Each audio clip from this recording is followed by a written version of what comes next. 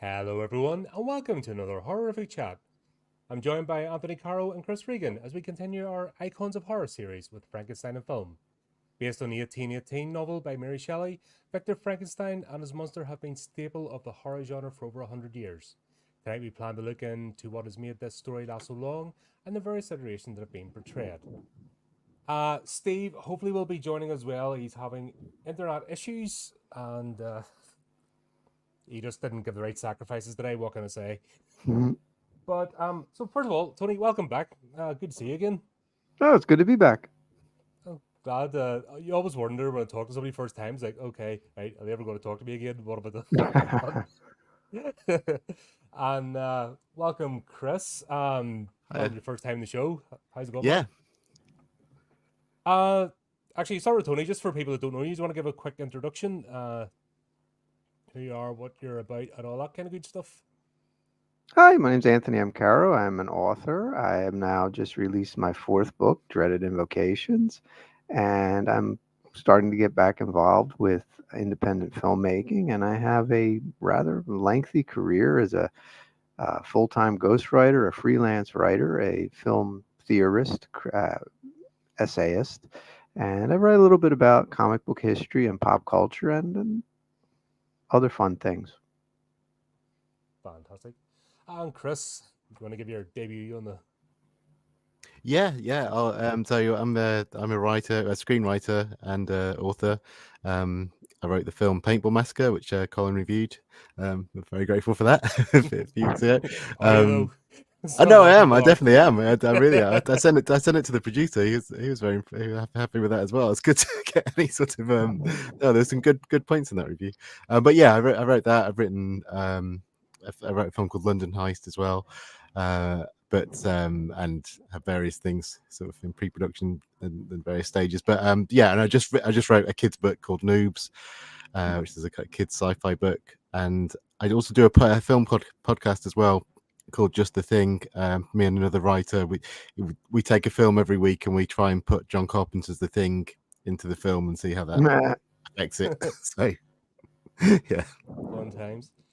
All right. So what we're here to talk about is obviously the icon of Frankenstein, and it's one of them strange. When people say Frankenstein, they automatically think of the monster.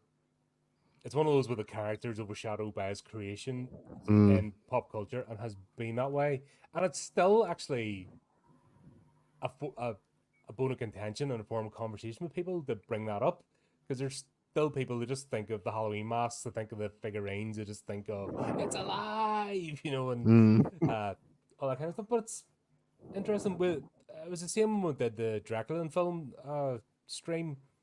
Like when you think of titular characters in the horror genre and pop culture itself, you can't think of anyone else.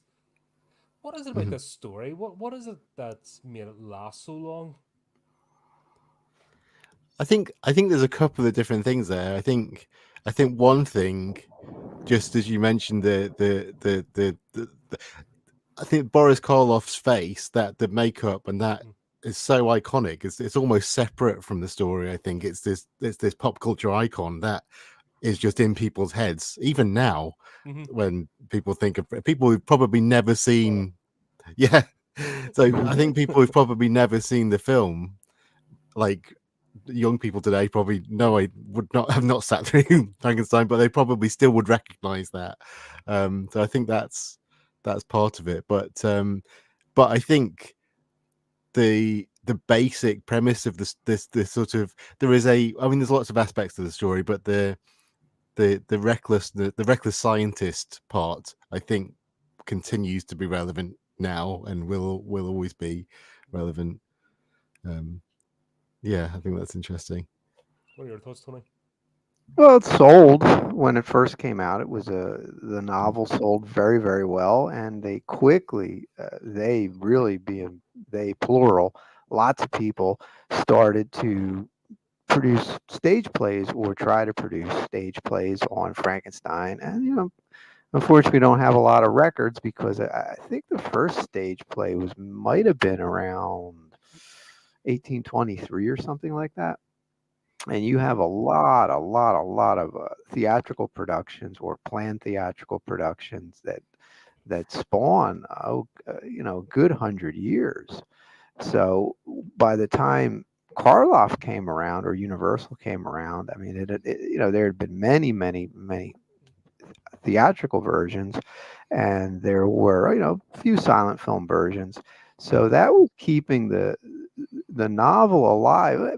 Not so much keeping the novel alive because the novel was always selling, but a lot of people they're not going to read the novel. They're not customers for the books. Mhm. But when it transferred into another medium, either live or I'm not sure when the first radio production was done, but then to cinema, now it had new life in a new medium, and then the success of Karloff pretty much gave it another 100 plus years. Mm. So it's really a combination. The reality is the novel. If you didn't have to read it in school or they weren't assigning it in school, it wouldn't be selling that many copies a year. Um, It's not exactly a quick read. Taking years no, to get Yeah. through it, it's not like Dracula. Dracula's No, well, always in the top 100 of mhm. something, or even if you look at Amazon sales, um, Dracula's in the in the horror listings, it's always selling. Mm. Frankenstein, I don't see it as much. I think maybe because it's more just maybe the style. It's just Yeah. borderline gothic romance, a little bit of sci-fi, a little bit of horror. But not to say that maybe history wasn't as kind to the novel as in comparison to Dracula, Mhm. but it's a perennial favorite. It's never going away, and there's always going to Mm. be an adaptation of it somehow, somewhere. So that kind of helps keep it going. I think there are some major changes that come in from the films that then kind of set the trajectory. Like I think the novel, like really, it's the second. Well, there's so much of the novel that doesn't ever well, apart from in the kind of branded version, but there's so much that doesn't make it to screen a lot of the time. Like I mean, the creature having a voice and sort of Mm. spending time with the family at the beginning, and all these. It's actually there's quite a lot of complexity to it that's not exactly how you would think if you'd just seen the films, particularly the early films. It's funny because they have played with that in later iterations, Hmm. modern interpretations, and they generally haven't landed well. No. It's it's something that people have a problem getting their head around. Um, You I'm gonna mean throw out literally? Penny Like, Dreadful. When the portrayal of Frankenstein's monster there. I Hmm. was just saying about Marlon Brando's portrayal. You know, people would look at it and go, "Huh?" you mean like it doesn't? You mean the novel doesn't translate well, like literal interpretations? I think it's because I think what I mean is that like the films have took like particularly the James Whale film, but they took the sort of um the more horror elements Mm. and I think those are the elements that have lasted. I think some of the nuance and some of the debate. I mean, the the creature in the book, the monster does make some good arguments about the fact that he was abandoned, and it's sort of about. I mean, there's lots of themes in the book, but one of the themes is if if you don't, if you abandon your child essentially and don't nurture it, then society will make them bad. That's the monster's excuse for sort of what's happened to them is you abandoned me, I then turn out like this and go around killing people.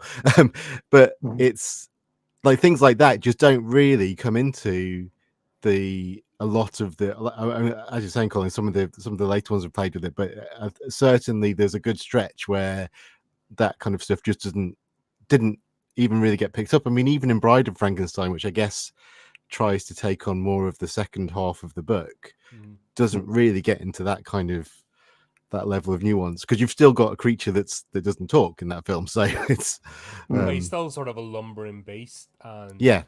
that's what's in the zeitgeist. Mm. It's the like. Let's be honest. The as Anthony said, the creature is the figure, and it's only in I don't know last 20 years or something that people have started to appreciate Doctor, the Doctor himself as a Yeah. character. Hmm. Uh, Yeah, It depends on the approach. I think the whole, not to jump around too much, but the whole focus on the doctor, in the well, circle back a little bit. Mm, When they did the Karloff film, that not only rebooted Frankenstein, but it was the first introduction and the only introduction to Frankenstein a lot of people had. They didn't read the book. You're talking millions and millions and millions of people who watched um, the Universal series. Hmm. That's Frankenstein to them. It's not the novel. It's mhm, They're never going to read the novel. They're as far as they know, the novel's identical to the Universal Yeah. movies, yeah. and that sort of created its new fandom. But it gets kind of fused, like when you say Frankenstein, Mary Shelley's Frankenstein, and well, really what you're talking about is the spawn of the Universal Frankenstein, Yeah. more than anything. Mhm, Because if you read the old, or if you can get fragments or even small synopsises of the original plays, the many plays, they're not really. I shouldn't say not really. They're not veering too far off from the source material. They're trying to do Mary Shelley's work Hmm. in general, because there were some offshoots, so to speak, or spin-offs.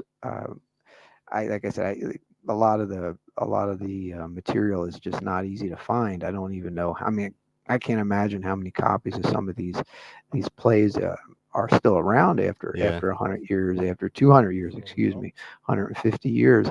But some of the titles, you can see that just based on the title, it looks like they were being very creative with the source material. And I'm going to say that's either because of budget or because they just didn't want to rehash a play that maybe people had already seen 2 years earlier. So they did like their own version of a sequel.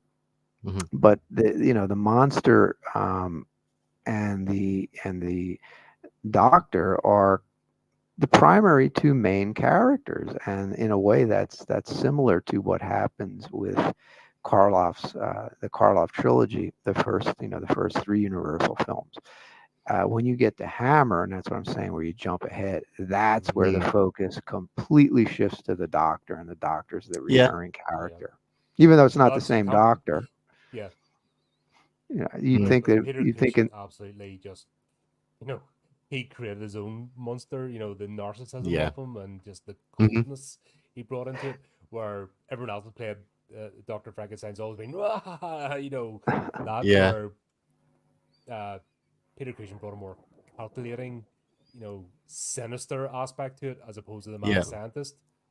And to me, it actually was a more chilling tale. Like two Yeah. movies or it was three. neat. It's neat. Uh, It's neat, but when you watch some of those films, you realize that there's two different Peter Cushing doctors. There's the sympathetic one, and Mm. then there's the sociopathic one. And Yeah. if you watch the first two movies, they're direct sequels. But then when you get to mhm, Evil of Frankenstein, it's a reboot. And it's a different Dr. Frankenstein. He's not a bad guy anymore, and he's not a bad guy in Frankenstein Created Woman either. He's kind of just a bit misguided, and then Yeah. then he goes right back to being evil in the Frankenstein Must Be Destroyed, and then Frankenstein and the Monster from Hell. So it's kind Mm. of a he's he's the bad guy, and it's kind of odd that they would focus a film around the bad guy.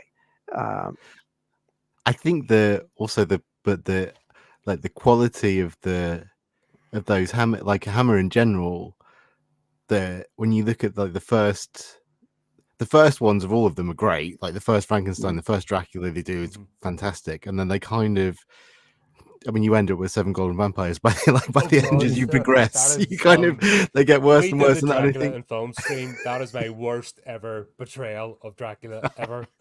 Like that is like that's the bottom rung of yeah, yeah. I mean, all I love time. that film for reasons, but that it's that not good. That film played in Philadelphia for over 8 years. It Oh was played wow, on and off. It had played on and off in I'd the love to see that at cinema. yeah.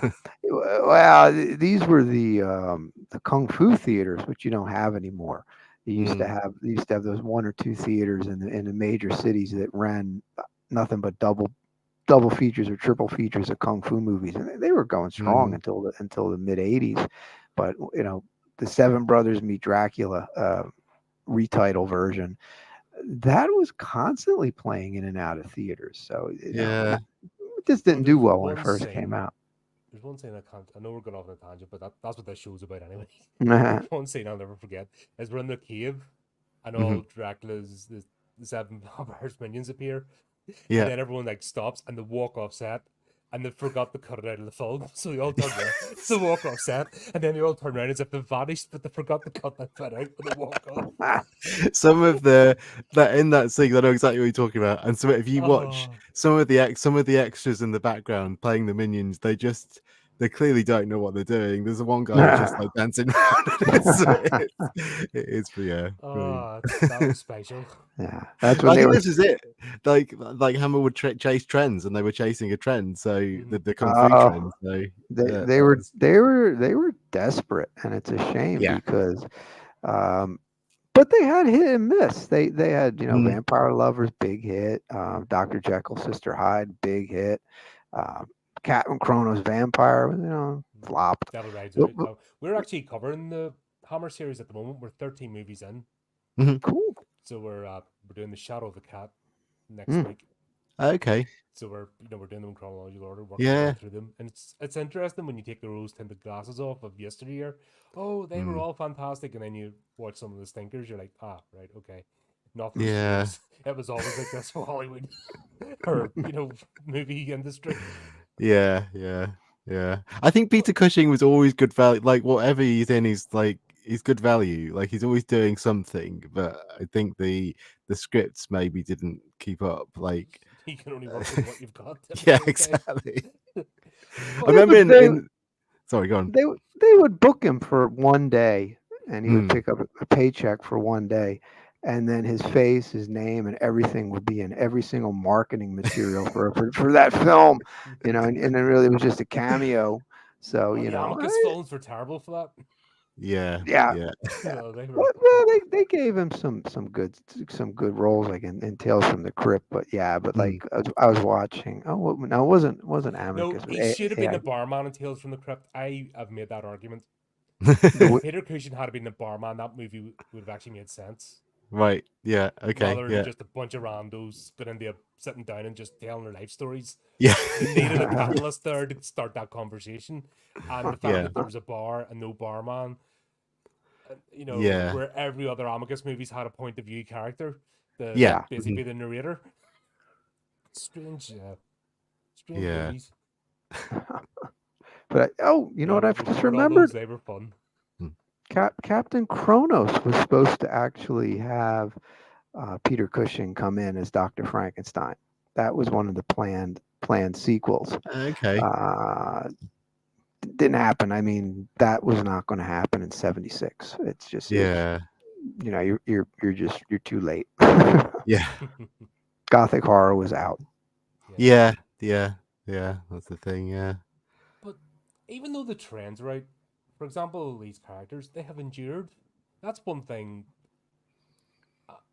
Compared to these two are the titular characters of horror. Like you can't think of, say horror, Dracula, Frankenstein's monster. Yeah. That's it. That's all will come straight to your mind first of all. And there's loads of other, like even Creature from the Black Lagoon. Barely gets a notice. The Wolfman doesn't even get anywhere near the number of movies. Like the loads of werewolf movies, but the Wolfman himself, that story, not told very often. Yeah. And other attempts to create characters have been hit and miss over the years. Yet these characters have endured. Is there? They're public domain. The process, people's still attachment to their body after they die, or what's the sort of psychology behind it? Because you think with modern science and medical science being the way it is today, that this would be laughable as a concept. I mean, I think the concept of what they're actually doing is that, like in the film, was laughable, which is why and James Whale in the Morris Cloth one thought it was funny and plays some of those moments for laughs. But I think the the overall idea of a scientist messing with things that he doesn't really understand. He just knows something will happen. Like, because in the book, that's the whole thing, is he makes Frankenstein, and then wrong. Already. He makes the monster, and then he runs away. He's like, no, that's okay. I didn't think it would turn out like that. Like, he goes, and that's what causes the problem. And I think that idea is still, that's because I don't. You get very broad in terms of the number of films that covers, because that's Jurassic Park. That's I just finished. I was about to bring that up. I've just finished reading Michael Crichton's Jurassic Park this afternoon. I just finally finished it after. Okay, I've never read the book. About a week and a half on and off, and that's exactly the same story. InGen just let's play about with genetics. Let's make something, and don't worry about it. We'll not just make one. We'll make 300. Why not? Like, don't even start small and see what happens. Well, Simon Terror. Resurrection's another one. Don't make one xenomorph. Let's make 12. Because why go big or go home, sort of thing.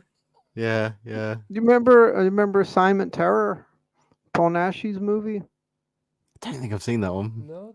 I think it was Dracula versus Frankenstein in the UK. A lot of movies use Dracula versus Frankenstein. Right, yeah. Yeah, that was a test run for the aliens, because they were going to make millions and millions of Frankenstein, Dracula, Wolfman, Mummy clones and unleash them. And that whole film takes place in a castle, because the Michael Rennie and the other aliens are just doing they're testing it out. So they just have one werewolf, one Frankenstein, one mummy, one Dracula, and they just want to see how things go. And it's about as incoherent as it sounds, but it's a fun movie. So they avoided the Jurassic Park approach. Not that it worked out for them, but it makes for a fun movie. Yeah.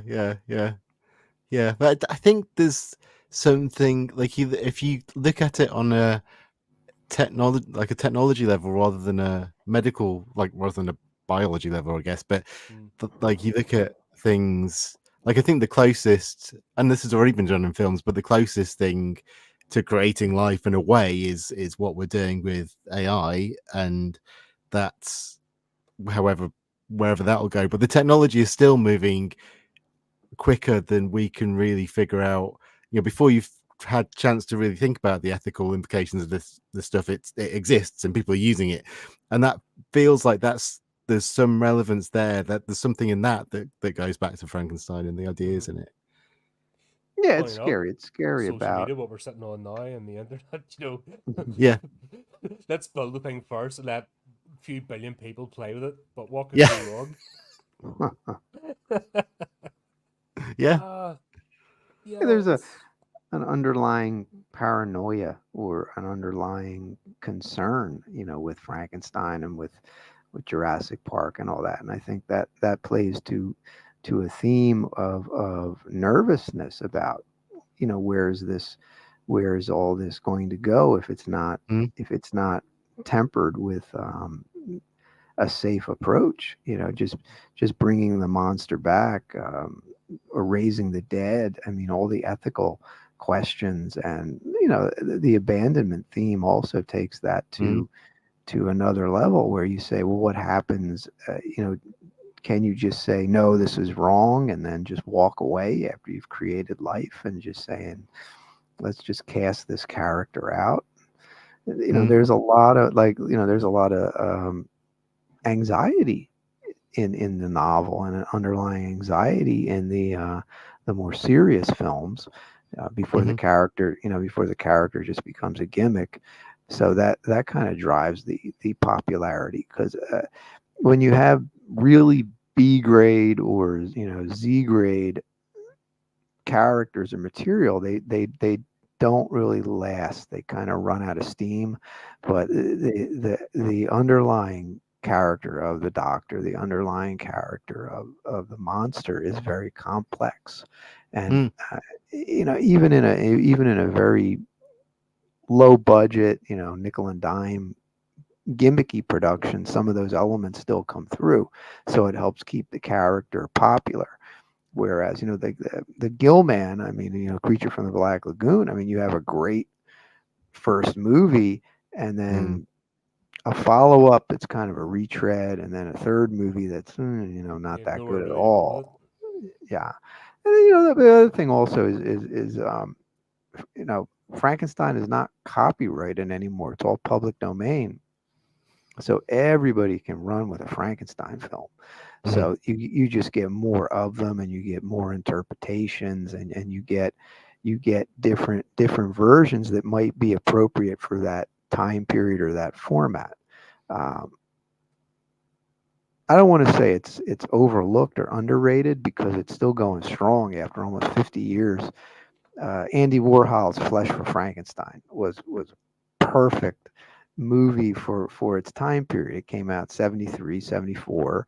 Um, it followed up with Texas Chainsaw Massacre and The Exorcist and Last House on the Mhm. Left, and gave you this over the top, violent, gory.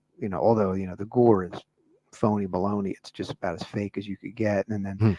just to make it even more ridiculous, they did it in 3D. So and they slapped on that silly X rating, even though it's an R-rated movie. Mm. Yeah, but at the Um, time, overreaction was the thing of the like late 70s and 80s. Like Yeah. we had a whole period in the UK. They were called video nasties, Yeah. and it yeah. was banned. There's things that the rest Mm. of the world were seeing, and if you happen to have a relative in the forces come back from Germany, always a bag full of naughty videos. That's the way you got to see stuff Yeah. because Yeah. it But was a that's whole underground yeah. black market for movies.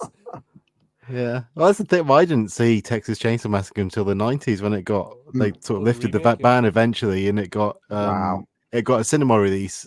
And I thought it was great, but yeah, before then, I just couldn't get it.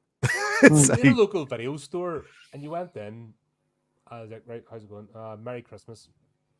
And you just said it off cuff. And they went, okay, and this Christmas card would appear. You right. open the Christmas card, and you go, want that one. No way, that's cool. You know what I mean? It was like, that's scuzzy to Yeah, get like a Dario Argento film or something. It was just right. because they were just banned and Yeah. police raids and all. Like, they really took it seriously. It was Yeah, yeah, yeah, they unbelievable. did. Yeah. Like, Yeah. and Texas Chainsaw Massacre is not even that yeah, but like I said, it was graphic of just a the time. film. It was just people overreacted and Yeah. uh, the holy rollers and all that kind of stuff. And your mortal soul's in peril. If you watch this Yeah. movie, I'll suck your soul through the TV. Yeah, it was all politics. It was never the people calling for the bans. I mean, though, and there's video evidence of this. When they were asked, "Have you actually watched the film?" They'd say no. They didn't know what it was they were sort of calling for a ban on. It was just the idea of it more than anything else. And They then weren't going to change their mind. So no, and Yeah, usually 5 6 years time, the same people that were chanting were usually caught, found a big skeleton in their closet. And they're yeah, like, no yeah, good. yeah, yeah, definitely. Always be wary of those that virtue signal the virtue strongest because it's like, what are you hiding? Yeah. Yeah, Yes. but that was we've talked about this in sort of morality and we had to talk about morality and horror, and the people that really rally against it and chant that don't get that horror movies and horror stories are a warning. That's their Mm, purpose. It's always been since we crawled out of the caves and got around the campfire. Don't yeah. go into the woods by yourself at night. Mm, Why? Oh, monsters! Not you'll get ripped apart by wolves. But yeah. you Yeah. can't tell kids that mm, don't have the capacity, so they know there's boogeymen, there's monsters, there's evil witches. Just stay on the path. Yeah. It's always been a method of warning people don't be daft. Yeah, yeah. Well, also it's interesting that because I think when obviously the origin of Frankenstein is that Mary Shelley's that with Percy and Byron and the Doctor and they're where are they? They're in the Alps, aren't they? And Yeah, it's they're sort up in of Switzerland. so they go So she away caused a whole and stink in her own life. She was a proper animal. You know what I mean? She was a reprobate. Oh yeah, yeah. But like the fact that it starts with them, she writes this in the introduction that it starts with them. They're snowed in. They went away for or bad weather. They went away for the summer, and it was so bad that they had to stay in. So they start reading ghost stories to each other. That's where it comes from, and they start one-upping themselves. And she can't think of one. That was the whole thing. Is she really struggles to think of one, and eventually she's got it. And it's Frankenstein, but it comes out of it's like, because what fascinates me is that like, you know, this is sort of God, must be like 18th century thereabouts. Like it's a long time ago, like 1818. So but like what I'm interested in is what were those stories that they were reading, like, because we talk about sort of things and the ghost stories and things, but this, as you say, this tradition has been going on for centuries of telling scary stories in the dark. And Frankenstein kind of comes out of, she wants to do something new. She wants to try and create something different. She jumped to science fiction basically instead of doing a ghost story, like a horror story or something supernatural. Really, there's no supernatural elements in that book. It's about science going where people should not go, you know, in terms of playing God and trying to discover forbidden knowledge, or in this case, prematurely discovering scientific knowledge way before there's a proper way to harness that type of experiment. So she's not even really doing a ghost story. And when you think about it, when horror movies have briefly died at the box office, you know, after World War II, Frankenstein and a few other monsters came back in the 50s, came back really strong. Late 50s until, actually, I'm going to put an asterisk next to that. A lot of the black and white films coming out of the U.S. in the 50s were really sci-fi oriented. Like I was a teenage Frankenstein. Frankenstein. 1957, even 1948 with Abbott and Costello, one of my favorite. Like I remember watching as a kid, and still I'm afraid to watch it now in case it doesn't, it falls below standard. But Abbott and Costello, It won't. Oh yeah, that still holds up. No, that still holds up. That's so much of my kids. That's Great. That's my worry. Especially with the reviewers head on, you know. I'm afraid to watch that movie again in case I ruin it for myself. Oh, it's great. There's a bit that I still find scary, and I watched it with my kids, and they found this scary. There's a bit that still, because as a kid, I obviously knew it was funny, but like it still was scary because that was my first introduction to Dracula and Frankenstein and stuff. But there's a moment where he goes in. It's with the Wolfman. He's like, I can't remember which one's which, but one of them goes to into the Wolfman's apartment. And the audience knows he's the Wolfman, and it's a full moon, and he starts turning, and it's kind of it's played for laughs because he keeps like he's about to go, and he goes back in, and the Wolfman's trying to get him, but he doesn't realize. But it is sort of terrifying. When you think about actually what's going on in that scene, is actually quite scary. So I think that's a great film. It still holds up. Yeah, loved it. Angie, how's that? Is that better? I just turned myself up a bit. I don't know what it is. Last few streams, my microphone's just been playing up a bit more. Right. I don't know what's happening with me. I don't know if it's this platform just playing with me. How's that? Sound cool. Sound cool to me. Might take a minute to. Yeah, it might be okay here and then not broadcasting out as much. Oh, welcome everyone in the chat. I'll get around to you in a moment. See if people starting to turn up. I want to make a couple points about Abbott and Costello meet Frankenstein. In terms of it holding up, it's kind of like the Three Stooges. I laugh at it today, but what I laugh at are a lot of the jokes I didn't get 40 years ago. Yeah. So when I was a little kid, you know, it was more like, you know, the Wolfman scene where he's in the apartment, or the sliding candle, you know, on the coffin. Yeah. all the visual gags, you laugh as Yeah. a little kid.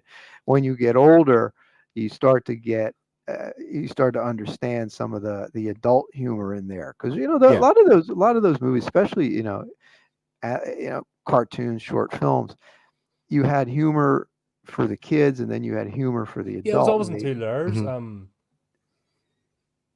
That was great. Like Carry On Screaming, Yeah, that's still funny.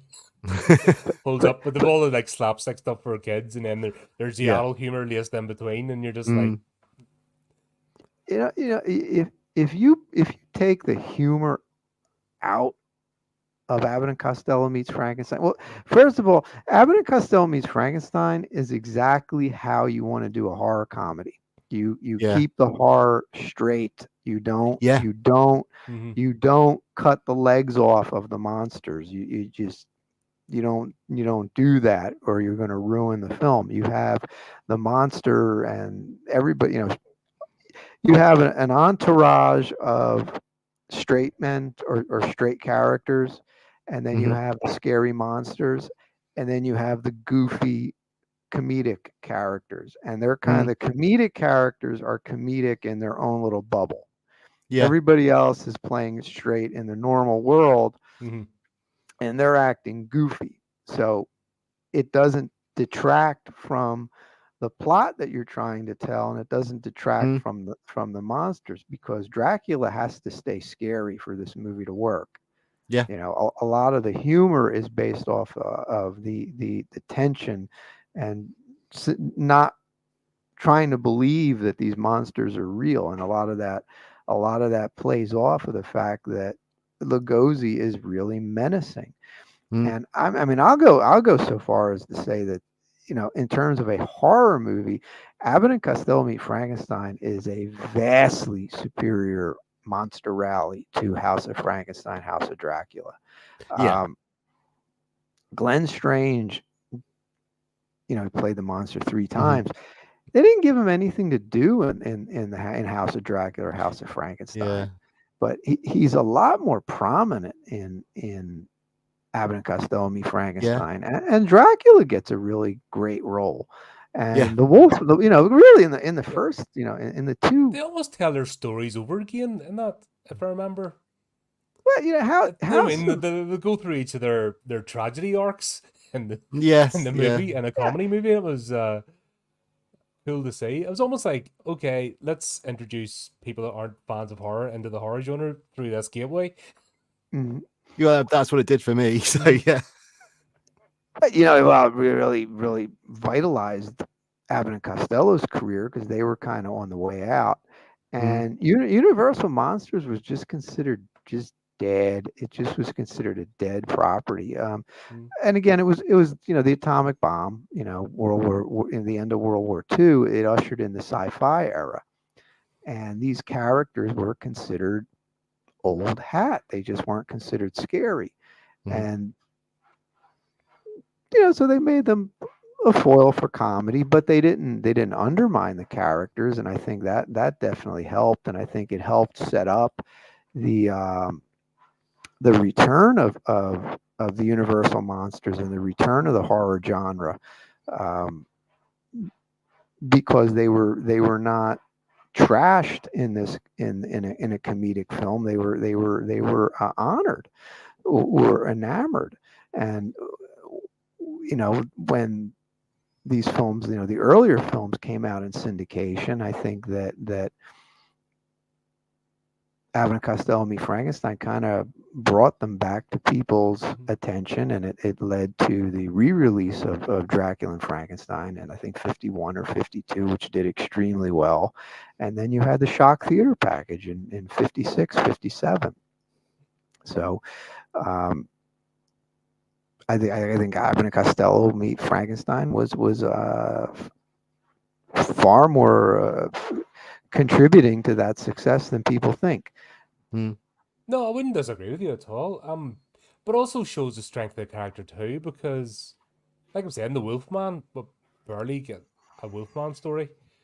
Other creature from the Black Lagoon, Gilman, you barely see them. And they're almost treated like a joke today. Well, the Wolfman was weird. It shouldn't be. is what you know. What I mean, it shouldn't be that way. I'm not saying it's a good thing it did, but it just shows, despite all that, and I had every opportunity to do it with Frankenstein, especially the fact that his face is everywhere in cereal boxes and lunch boxes, and it really should be a comic cartoon, you know, not never taken seriously again. But we've had quite a few like hard hitting movies over the years, and we're still getting like one of the reasons we were talking about doing this is obviously we've had Lisa Frankenstein this year, which I haven't seen yet, and we're getting The Bride early next year, I believe. I don't know about that. The Gyllenhaal one. Okay. Yeah, Oh, okay. they're finally getting that out there. That's been that's been production hell. Okay, yeah, right.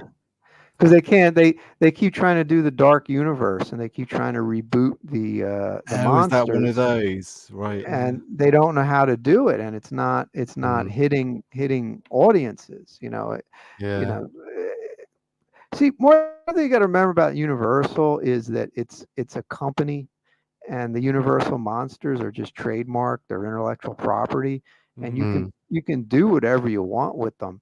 And the 1940s way different from the 1930s.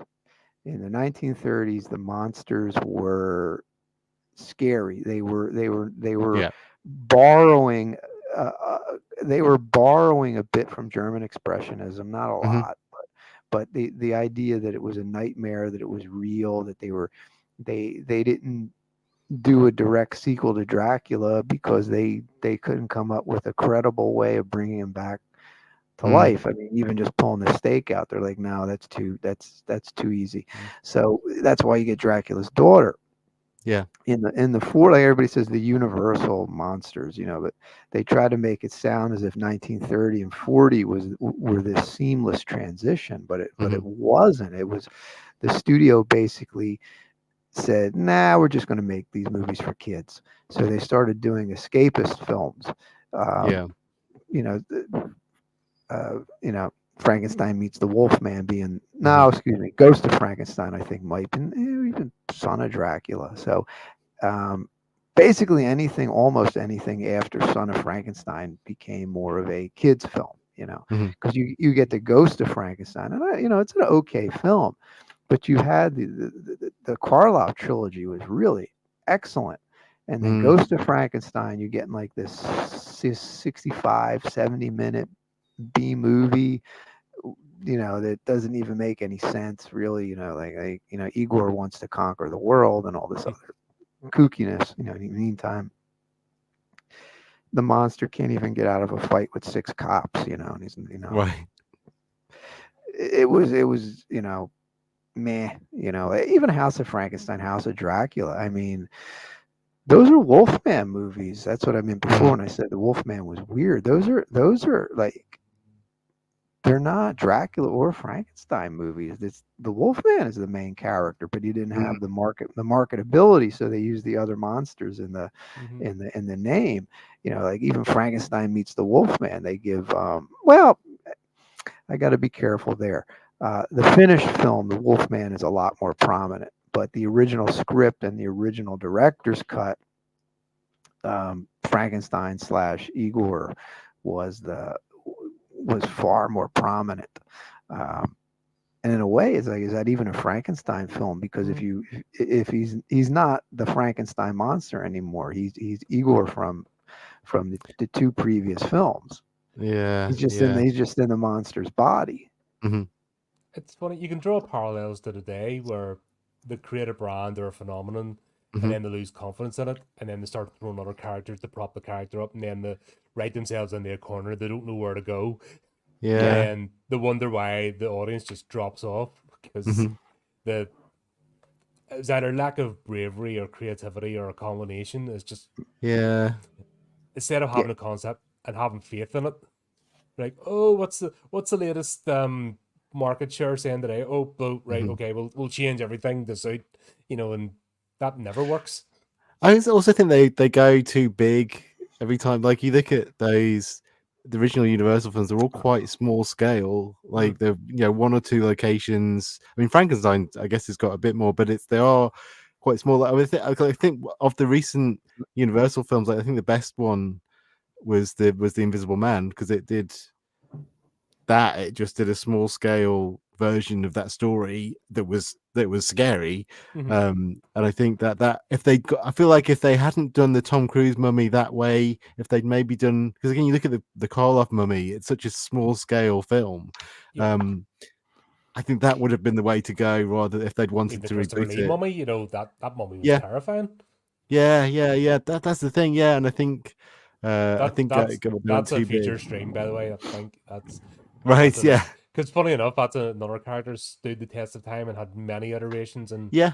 playing about with. So it's definitely going to be one of the icons we'll talk about. It's just even the concept, like Frankenstein should have been done by 1950.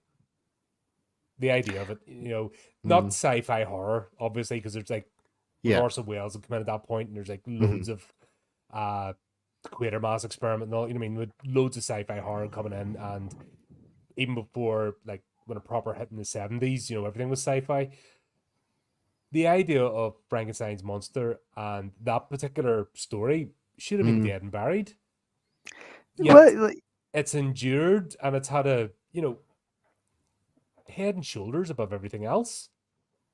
Next only to Dracula. It's like Dracula. It's public domain, and people have heard of it.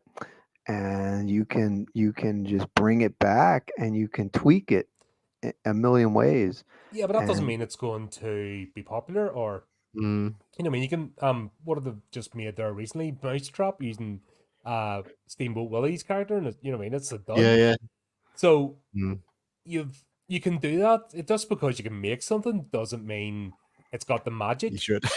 that's the whole Frankenstein thing, isn't it? Just because you can do it. Funny enough, the whole moral of the story, just because you can. Yeah, well, there's hit and miss with it. Like, I'll give you an example. A movie that I didn't dislike, but I couldn't get into it, maybe because I was young. Not that I didn't watch it the second and third time it popped up on TV. Was Frankenstein: The True Story. And I remember being a little kid, and it popped up on the 2 o'clock in the afternoon movie. And movies that aired at 2 o'clock were not genre films. They were mostly dramas or more serious films. And Frankenstein, for those of you who haven't seen it, that came out in 74 or about 74. And it's a horror, a Frankenstein movie that is faithful to the novel, and it's not a horror movie, really. It really, really focused on that gothic romance element, and that was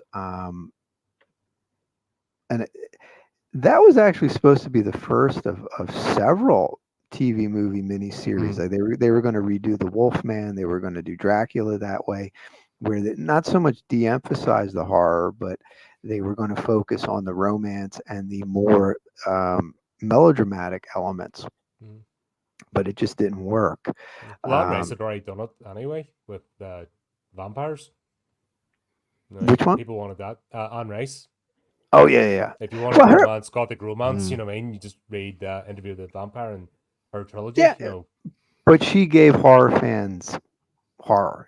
There was enough horror in the novels to where it, one of the drawbacks, or one of the dangers of being a little too creative with horror or crossing genres is the horror fans don't follow if there's too much romance.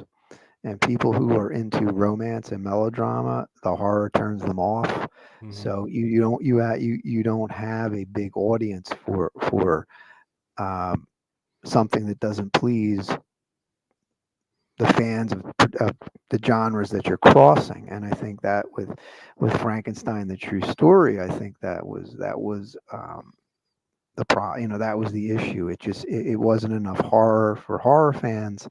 And the fact that it was a Frankenstein movie was not drawing in someone looking for something more melodramatic, like almost like rich man. I don't want to say rich man, poor man, but more like a a soap operatic miniseries. It just, Yeah. but it's not a Mhm. bad film. It's actually quite good. It's Hmm. just that it's like this weird curiosity where they were say, let's try something different. Let's do something Mhm. There's new also been with it. 3 or 4 attempts to dramatize, like you said, the actual creation of the story, where Baron, Mary Yeah. Shelley, and Percy Shelley have sat down. I think the Mhm. BBC did it, and there's one I absolutely despise called Nightmare Wakes. If you've ever seen that, No, I haven't seen that. Mm-mm, they mm-mm. made Mary Shelley out to be a gibbering idiot in it. Like, Oh they Yeah, no. really uh supposed to be a feminist film, but then they destroyed her and had her an absolute just moron Right. and weak, wow. and they took away. Mm. People have loved Mary Shelley before the Bradburn Brigade turned up. You know what I mean? Mm. Mhm. As in her own right, as an author, and this film just absolutely destroyed her because it wanted to, stick one to the patriarchy. And you're thinking, how is that helpful? That's quite. Who are you I actually might have making to this fight. for? Because you don't destroy. Why are you destroying the female protagonist? And her creation story, you make it as if she's gone insane, Mhm. and not the Yeah, fact that she's clever, bright, and actually ahead of her time and ahead of the curve and an inspiration. Who are so you it's, actually trying to Mm. please with this movie? I utterly hate it on many yeah, levels. you try something different, but it just doesn't work. One that sort of does touch on that story that I do really like is Frankenstein Unbound, Mm. the Roger Corman film. Oh I yeah. think Oh yeah. that's a fascinating film. Like, I think it's flawed, but it just throws absolutely everything in there. Like, obviously it's based on a novel as well, but like, you've got sort of Mary Shelley and everyone there, but then you've also got Victor Frankenstein, and then you've got John Hurt, who's a scientist from the present day who's gone Mm. back in time, and yeah, and it's got some great gore in it, and because I think I've always thought Roger Corman, like, even though he's known for sort of, King of the B movies and stuff, but when you watch like Mask of the Red Death and things, he's a great filmmaker. Like, I think he could do, when he had the right stuff, he was, yeah, really really good. And I think obviously that was the last sort of, I think, like the last proper film that he made, and it's I think it's great. Um, It's a step up from Bloody Mama, which was that was the last film he directed, 1970, and then right. yeah, Frankenstein Unbound. I haven't seen it in years, but that was a letdown when it came out because I think everybody was, after almost 2 decades before Corman did a billion movies as a producer in that time Yeah. period, but he wasn't, he hadn't directed, and it was like his big comeback, and nobody cared. That's it. No, Just no, it didn't do. It went straight to video over here. Like, it wasn't a big film, but I do think it stands out as, partly because it's just got so. I mean, the cast is great. You got Raul Julia and Jason Patric in it. Like Bridget Fonda's Mary Shelley in that one. Like, it's got so many. Yes, so many cool people in it. I mean, John Hurt just amazing. Anyway, I'll happily watch John Hurt do anything. So the fact that he's a time traveling scientist is Just like, throw it it's in there. great. So, But yeah. that happens That loads of times with movies in general. That just because they don't do well at the box office doesn't mean it doesn't have any mm, value. And many times if movies failed at the box office and turned to be cult classics, it's yeah. uh, well, yeah, there is a case to be made about bravery, and trying things and Mm, pushing the envelope out. But there's also, especially with a character like this, you must stay. It has to stay Frankenstein. mhm. It has to stay Yeah. Frankenstein's monster. And uh, God, if or you've seen that god awful movie, I Frankenstein, I couldn't finish it. Aaron Eckhart, I started watching it once and I was my like, no. brain hurted. It was bad. It was I terrible. I saw it. I don't remember any of it. It was one of those Yeah, Yeah. which means I lost interest at some point watching, and it just became background noise. the Mm, brain just goes into self defense mode, going, I'm not remembering any of this. Does anybody yeah. remember? Yeah. Anybody remember Frankenhooker? Oh Yes. God, Yeah. Yeah. yes. Yeah. Well, I re- mostly because when Poor Things came out, everyone was like, "Isn't that not just Frankenhooker?" But, which is Yeah. not. It's different, but like it's got some thematic Oh God, I similarities. forget his name. It's the same guy that did Basket Case It's trilogy. Frank Mhm, Henenlotter. Yeah. mhm. Yeah. When that movie came out, I think it was 1990. Um, Horror was kind of, it was okay. It wasn't a super hot genre. It would make a bigger comeback and later on, but that was a movie. It was an independent movie coming out at a time we had no more drive-ins, no more grindhouses, no more second-run theaters, very few art houses. Sort of the beginning of the year of the multiplex, wasn't it? When the multiplex was taking over everything. At that time, yeah, that's all you had, and believe it or not, that movie actually, and it was released unrated in the U.S., so which was very rare. They never released unrated movies at that time, with no one under 18 admitted. And that actually got a lot of theatrical bookings. It got a lot of theatrical bookings. It got a lot of midnight screenings. And then when it went off the video, it kind of faded. But it actually did fairly well. So taking the old Frankenstein, convention and then just turning it into a parody and giving it a gimmick, and surprise, it did well. Again, it's like Frankenstein. You know what you're getting. So it's so branded that if you come up with something kooky like that people surprisingly really flock to. I mean, not that it did $1 billion, but it did far better and more got than far what it's more. made. There's movies now need to make $1 billion just to break even. Yeah. Utter stupidity. God, I'll never forget the scene in the hotel room with all the prostitutes, and he opens the bag of coke. And they're like, ah! And I'm just like, this is okay. This is, I know exactly where his brain is. He just, and that's when you just strap yourself in for the ride. You're like, okay, this is just. Yeah, I love his films. There's nothing really else like them. Brain Damage and Basket Case are so good. Yeah.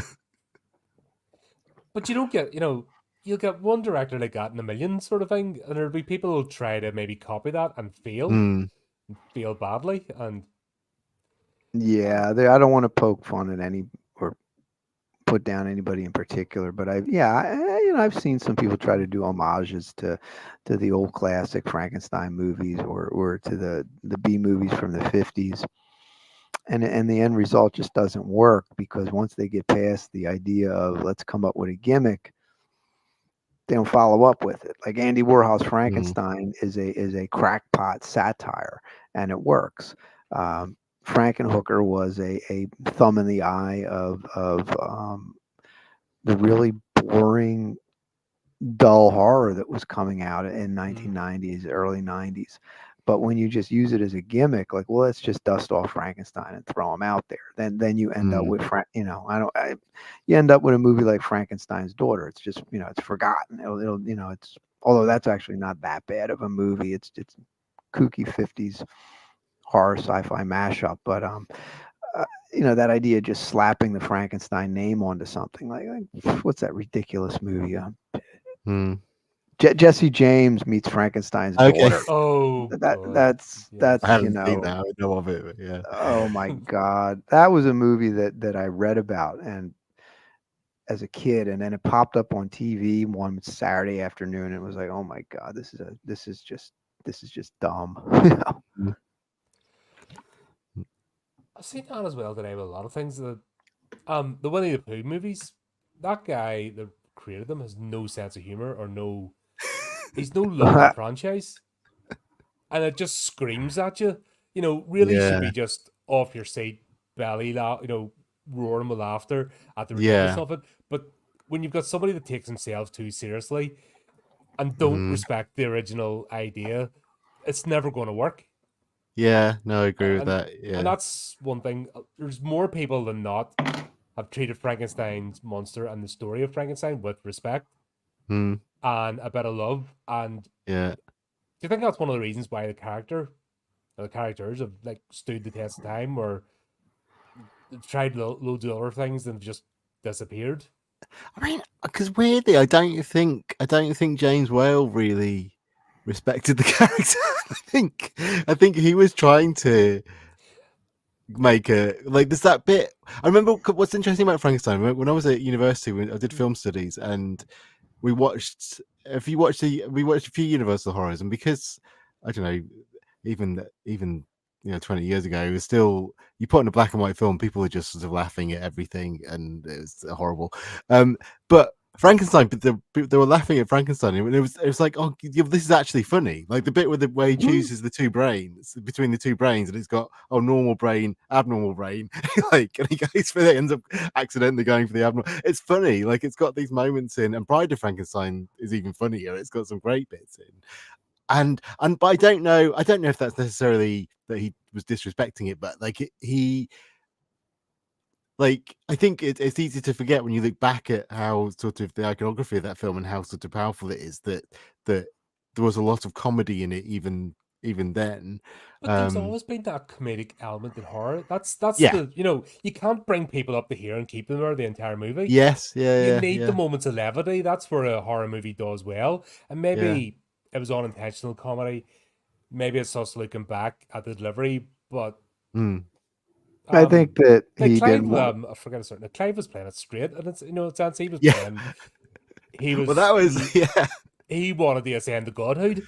Yeah, You know what I mean? I think that was a big genuinely point thought of he was contention doing. between them. Yeah, he didn't have a sense of humor about it, but but I think that's why it works. Is you have all these, but also you just have these like really talented. I think when the films that work really well, like in all genres, it's when you have this combination of talent. So you have James Whale doing his thing, but you have the makeup. I can't remember the guy's name, but the guy who does the makeup for Karloff. Then you have Karloff's performance in it, and you have all those things together in that film. And I think that still all works. Like it's still sort of, that's why it still holds up. Here's actually an iconic scene out of that movie, and you show it to anyone, and it's the scene where the monster is knelt by the lake with the wee girl with the dandelion or whatever. No, not a dandelion. It was a daisy. Yeah, the flower. Right. Yeah, We're not yeah, the semantics. It's horrifying. Yeah, but everyone's like, oh, because they all know what's going to happen next. Yeah. But 9 times out of 10, they haven't actually seen it. Yeah. But I liken it to people that talk about Final Destination. They don't talk about Final Destination 2, but they always talk about the logging truck. Right. Yes. And it's in the zeitgeist. Yeah. And I don't know, is that intentional, or is it just lightning in a bottle? The right elements come together to make something like that it just stays in the psyche of people who aren't even familiar with the original story, where it came from. It's almost like folklore, folklore and folk tales. There's these sayings and phrases go through your culture, and you don't necessarily know where they come from. But sometimes something like that happened here with us. You can't plan you can't plan a critical success. I mean, you can't plan I mean, you can try, but a lot of that stuff is organic. If somebody comes up with something that's really, really, really good, they don't really sit down to manufacture something like, I'm going to do A, B, C, D, E, F, G, and I'm going to end up with this film that people are going to watch 20 years from now, or 100 years from now. It just organically creates itself. And you could have the best marketing plan in the world and the best marketing strategy, but if audiences don't go for it, your marketing's not going to be that effective. And Frankenstein is and the Frankenstein monster, they're just such original characters that tweak at particular emotions and particular anxieties, that you go strong now after 7 odd years. Yeah, I think also that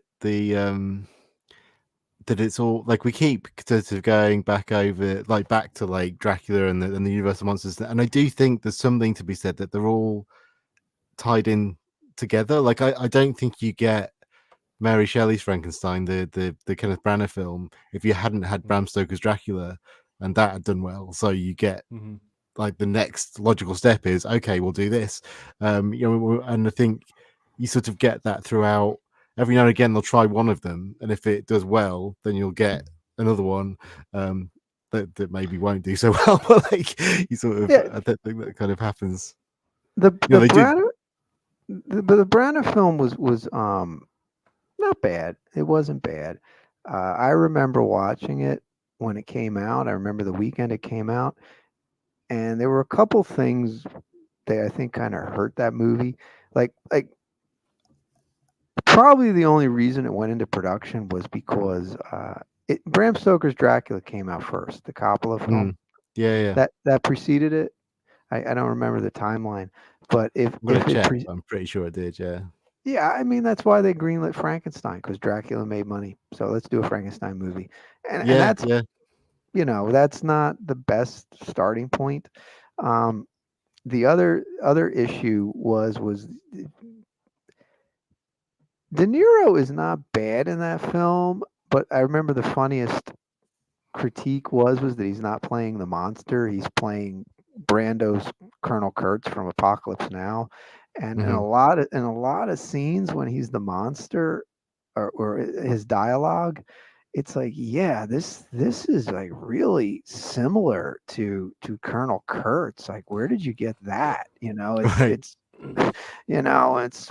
it's weird. So, but it just he didn't make for a great monster, put it to you that way. Not with that approach. And I remember, and this is the probably another thing I think that hurt this movie was there was another Frankenstein TV movie on Turner Network Television that came out the same weekend. So you had this free Frankenstein movie debuting at the same time as this studio theatrical Frankenstein movie, and I think it cut the Hmm. legs off of the film. I think it hurt it because now you had a glutted weekend, with or even the week leading up to it, you had two commercials for two different movies, and then you get to see the free one a day or two before the theatrical one comes out. I mean, releasing two Frankenstein monster movies, you know one specifically designed to piggyback the marketing of another film. Yeah. Hmm. It doesn't it doesn't help the more grandiose productions sell tickets. No, but Mm. didn't do TCM any harm. Yeah, got their ad revenue that weekend. that's how Sword and the Sorcerer made so much money, because it piggybacked all the buzz from Excalibur and Yeah. the big marketing hype for Conan the Barbarian. It Hmm. just got in there a week ahead of them in theaters, and it just did really well because everybody was now primed and hyped for a sword and Hmm. sorcery movie. Yeah. Yeah. Yeah. That makes sense. But like later on, you have you have the Brendan Fraser Mummy film, and then Hmm. that sort of sets you up for Van Helsing, which has Mhm. Frankenstein in it. I mean, I think again they went too hard with that, like too big. They threw everything There was into a that one. makings of a really good movie in Oh that. yeah, definitely. A Yeah, really yeah, serious, Van yeah. Helsing, Van poignant, Yeah. Helsing, love Van letter to. Helsing, Van Helsing had an awesome trailer and TV Mm, spots, but it was the way they cut it. They cut it to hide all the flaws in the movie. They made you think it was a mm. completely different film, and I mean, I saw Van Helsing in the theater, and that was one of the few movies where you had a really negative audience reaction, as in shut it Mm. off. I mean, they were groaning through this movie. Um, Yeah, I remember. I went to a press screening, and because I used to write for a film website, and it was at Leicester Square. They were giving out the gimmick was they gave you free garlic on the way in, so everyone that had kids carrying that's garlic around. old school. But like, That's old school. yeah, but like I remember it was there were some really big film critics, and it was a huge in one of the massive screens as well. And yeah, the reaction was not good. Yeah, it was just the special effects. Yeah, It just Mm, extravaganza that just went overboard. And yeah, another review I said was that after the fifth or sixth action scene, you're just numb. You're just numb to yeah, anything. yeah. You were numb to anything they did, because they really just went over the top with the special effects and the after Mm, action. after the scene where Dracula's brides turn up and it's all mhm. pew pew pew shooty, you may as well have done a Yeah, few cartwheels and stuff. You're just like, yeah, that's yeah. your brain sort of clicks at that point, which is a shame because there was an attempt to tell a good story there, and there was an attempt to pay homage to the characters, but the beginning, like the opening, I think is still quite, because it opens in black and white, and it is like a universal sort of tribute at that point, and that still works really well. But it's where it goes from there. But I think it was too much, and Frankenstein's monster in that is kind of like he's almost like Igor. He's more Igor than Igor. Yeah, and it's also this sort of, I think it happens in a few who do you call things. him? Electro out of The Running Man. Okay, yes. I was half expecting to be like, and like electrocuting people. Space with all the space effects. It's not a great design either. The creature design is not great in that film. Yeah, I mean, when they did the scene, which was the James Bond riff, where they had the Q and he's giving him the gimmicks, and I think he had it was a crossbow it was a combo crossbow with a Tommy gun. Yeah, it had a Tommy gun drum roll with the arrows. As soon as I saw that, I said, "Okay, I'm out. I'm done." That's the scene with Dracula's Brides. Like I said, that's the scene, and Kate Beckinsale's like flipping and spinning, and he's pewing and just That's all what they needed was the Dracula's Brides to have Tommy guns themselves. And mowing everybody down, and it could have been something Glenn Danzig would have come up with, Yes. Yeah, it's like I don't want to give away the ending, but what really killed me with Penny Dreadful was, Penny Dreadful was supposed to last 5 years, 5 seasons, and it was canceled after 3. So they wrapped it up in the middle of they wrapped all the storylines up. But I remember the big confrontation with Dracula, and it's and all these, God knows how many dozens and dozens and dozens of vampires, and it's this big attack scene, big fight scene, and you have human characters that are not exactly paramilitary experts just taking out all the vampires one after the other, after the other, after the other, after the other, and you're like, oh my God, this is just, there's no credibility to this, and that's what happens when if it's Timothy Dalton, and you're like, you're not James Bond anymore, mate. You know what I mean? It's a few years have gone by. You're not exactly believable. Well, it's this big shootout, and they never miss. It's like they're being attacked by 700 vampires, and every shot they get's a direct hit. And it's like, okay, well, these are not the best, most menacing vampires. I mean, it just kills the ending. Yeah. Obviously, I don't know if you know, I'm a bit of a nerd, and it just harkens back to the role-playing game, Vampire the Masquerade. Oh, If you play a vampire, you're still going to have a gun. Just because you've got supernatural powers doesn't mean you're not going to carry out guns. So if somebody's shooting at you, you're not going to go, you're going to go blam, blam, blam, back, end of story, and no messing about. Yeah, it was a shame that had potential, and it just fell off the rails. Penny Dreadful? TV, but that's TV for you, though. That's why I'm not a massive fan of TV, because they always write themselves into a corner, and they always go season back. If they drew out a story arc and just stuck to it, and it doesn't matter whether it gets cancelled or not, draw a 5-year story arc, leave it. Yeah. And you know what? If you get season 3, you get season 3. If it goes no further, the story's there. It can be, let people wonder. This whole idea of, we're going to do this for season 2, and then everything gets wrapped up, and it's, I've yet to see a TV series go past season 3 and be any good. It always falls short and gets, I think over itself. 3 to 5 seasons is usually enough when you're trying to tell a self-contained narrative that you want to end within a certain period of time, like Breaking Bad. Like Breaking Bad's phenomenal because it's very well paced for 6 seasons. It didn't just become old like Walking Dead, where you just keep going and going and going and going and going and going and going way past the expiration date, and you lost like how much of your audience, and keep going. Yeah, but it's very few. Breaking Bad, even Better Call Saul, like that's the only prequel apart from Tremors 4 that I actually like. I hate prequels because they're so contrived. But, yeah. But those they're rare entities. Mm. Even no, I mean a standard TV show going any length of time because it's just the style of the writing and the creative and just the I don't know factory nature of it. Yeah, Yeah, yeah.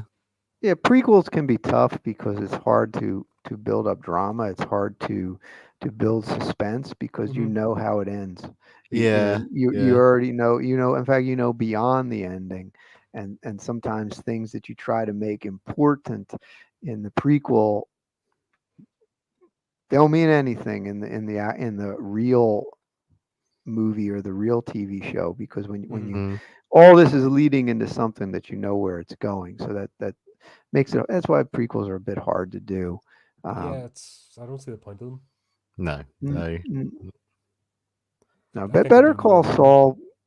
Better Call Saul worked because it started out so tonally different at the beginning. It was more of a comedy, and then it slowly, develops into this dark Breaking Bad type world. So Like Breaking that Bad did the same thing.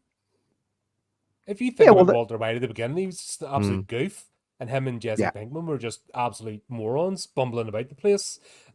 And then it took it almost ran parallel and then joined up, and then of course they left the end of Breaking Bad open that they could almost finish it off mm, if you forget that stupid movie that went yeah, out. Just forget that happened yeah. with Chubby Todd. Oh, that was bad. That was bad. That was bad. That was bad. I haven't That was seen that. bad. Oh, Oh God, where they had to. Oh yeah, ugh, yeah, yeah. Wow. Yeah, yeah, that screwed that was a things up. thing. And I mean, he might have been overweight at that particular time, and then lost the weight again. I mean, but they didn't even try to explain it. They just he just shows up older and much heavier, and it's like Just inserted right there. it's almost like they'd have been better off recasting it. Mm. No, but But Mm. that's it. So, like I said, it takes a lot for me to watch a TV show. Never Yeah, mind like yeah. one. I really that's why I love movies. At least with a movie, you've got an expectation of there's a beginning, middle, and end, and a story Yeah, arc. did you yeah, ever see yeah. Struck by Lightning? I No. can't remember. But don't ask me Nobody. about movies like in the last because if you look at my schedule, see, I'm just I'm thinking of the next movie, not the last two, because I'm done, and I've only got a tiny brain, so there's only so much room in here to put stuff.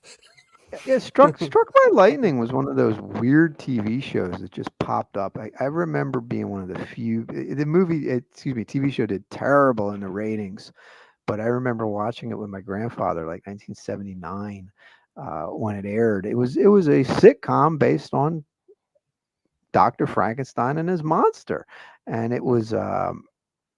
I can't really comment on whether it was good or bad because it's been like 45 years since I've seen it. Mm, But that was a very typical late 70s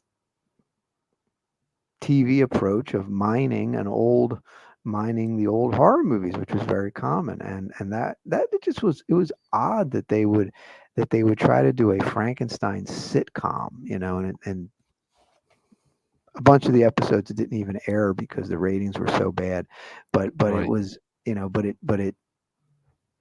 it shows that there really was a lot of faith that you could do a lot with Frankenstein, mhm. even as far as the late 70s after it had been played out on television for so many years. Mm. And like you said, not just Bram Stoker's Dracula, but anytime Dracula gets mentioned, sure enough, in the same breath, Frankenstein's next. Yeah, Yeah. yeah. They're almost even. They've only really crossed over a handful of times in Yeah. a Mm. couple of 100-year history, but still, you don't mention one without like these are just iconic characters. You can't Yeah. ignore them. You can never watch a Frankenstein movie and still know who he is, and still know the monster. Mhm. It's and there is a magic about that. Like you can't deny that Yeah. and it's not manufactured. No, it's a Like Tony really said, you can't plan that out. You can't go, Mm. I'm going to create this and it's going to do all of this. I Yeah, mean yeah, yeah. I mean, you can sit down and say, well, I'm going to do, for lack of a better word, quality control. I'm going to really try to plot this out really well, and I'm really going to sit down with my editor and discuss how, what I mean by film editor, to discuss shots and how to make this look really, really, really cool or good. I mean, there is a deliberate process of making a good film, but you can't deliberately create a masterpiece. You can't deliberately create high Mhm. art. You can't deliberately create something that the audience is going to love for 100 years. It's just that Mm. It's organic yeah, thing that hits at the right time. yeah. Yeah. Sometimes Yeah. sometimes things don't do as well because they just don't arrive at the best time for it. Um, you know, an example of that would be something like, oh gosh, what's a good example of something like that? Well, Count Yorga came out. It was the right horror movie at the right time. Did 10 million bucks, and Captain Kronos couldn't sell 5 tickets. It just and that was four Mm. years later, and it was Even it's become a classic now. Night of the Creeps. Right. That Yeah. is practically forgotten Mm. because it was in Yeah. the worst year to make a horror movie between 1986 and, or sorry, 1983 and 1987. The worst time to make a horror movie because like the amount of top tier, like Yeah. memorable Yeah. movies come out that time, you were just Hmm. swimming up river anyway. But there's one that basically got buried, and then it was Yeah. only like Yeah. decades later it came out and became a cult classic. yeah, I remember when it Yeah. came out. It was a movie that was like, hey, you might want to check. That was like in the magazines, and you didn't have internet and all that. Yeah, And in the Yeah. magazines or That's the true. newsletters, everybody's like, well, Night of the Creeps, this is a cool movie. You should check it out. And it's like, really, wow. Mm. And it rented fairly okay among horror fans. But yeah, it was a movie that came and went, and then 20 years later, someone rediscovers it, puts it out on Blu-ray, and you're like, whoa, we missed this one. yeah. But Mm. Yeah. the thing is, doing okay with horror fans, you know yourself as a horror fan, you don't just watch you watch all the movies. Yeah. Yeah. Like Yeah. Yeah. that's Yeah. your goal as a horror fan is to watch everything, and that's why Yeah. you're just like It's the, yeah. unbelievable. Like this year has been awful because I'm behind about 4 movies now, Yeah, I trying to think keep up. there's been some great stuff this year. Like it's Yeah, been really good, pretty but good. it doesn't matter. You're not going for the most popular or whatever. It's just it's a horror movie. It's out. I Yeah, have to watch it, or I feel like I'm missing out Yeah. on something. yeah, yeah, That's the yeah, mentality of a horror fan. yeah. Well, you're Yeah, they're looking for that like completists. one. Yeah. Looking for that next Reanimator, that next movie that really, really, you know, you know, redefines the genre, and Mm. you don't want to miss anything. And even if it's not that great of a movie, you can still have You're fun still watching it, watching it. yeah. Yeah, I mean, yeah, I think I'm always looking for, and Stephen King said this as well. Like you're looking for the one that's really scary. Like I'm constantly looking for that one film that because and but it's so I find it so individual, and so it's almost like things that make you laugh. Like it's different for different people. Like sometimes people say, "I'll recommend me a scary," because they know I like horror, so they'll ask me to recommend something, and I'll recommend them something, and they'll say, "Oh, that wasn't scary," and yeah. it's like when I saw it in that frame of mind and with my I don't know things that scare me, I find that terrifying, and Oh it's god, there was different. somebody sent me a screener, the review of a film called Darius Okay. by this Hmm. guy called Gorilla Metropolitano, and everyone's all, "Oh, this is extreme. Oh, it's so extreme. Oh, blah blah blah. Oh, you'll be disturbed." I buckled like the whole way through it, and so I was so bad that he fell out with me. Never even Oh. met the bloke. Hmm. And I did my review, and I always give honest. I'm not here to kiss anybody's backside or Mhm. be access media or anything stupid like that. I like to think if somebody comes to hear my opinion, it's an honest one of how Mhm. I feel, and I just explained how I was laughing the whole way through this and the Yeah. stuff, and the creator I, just I've I've threw noticed his a teddy little. bear at the pram. I've noticed a convention that makes really extreme horror work. I'm not a big extreme horror fan. Um, a lot of the stuff is just gore. It's Mm, just, and you've seen it a million times, and quite honestly, you know how it's done, and you can find out how it's done on YouTube just watching a special effects channel.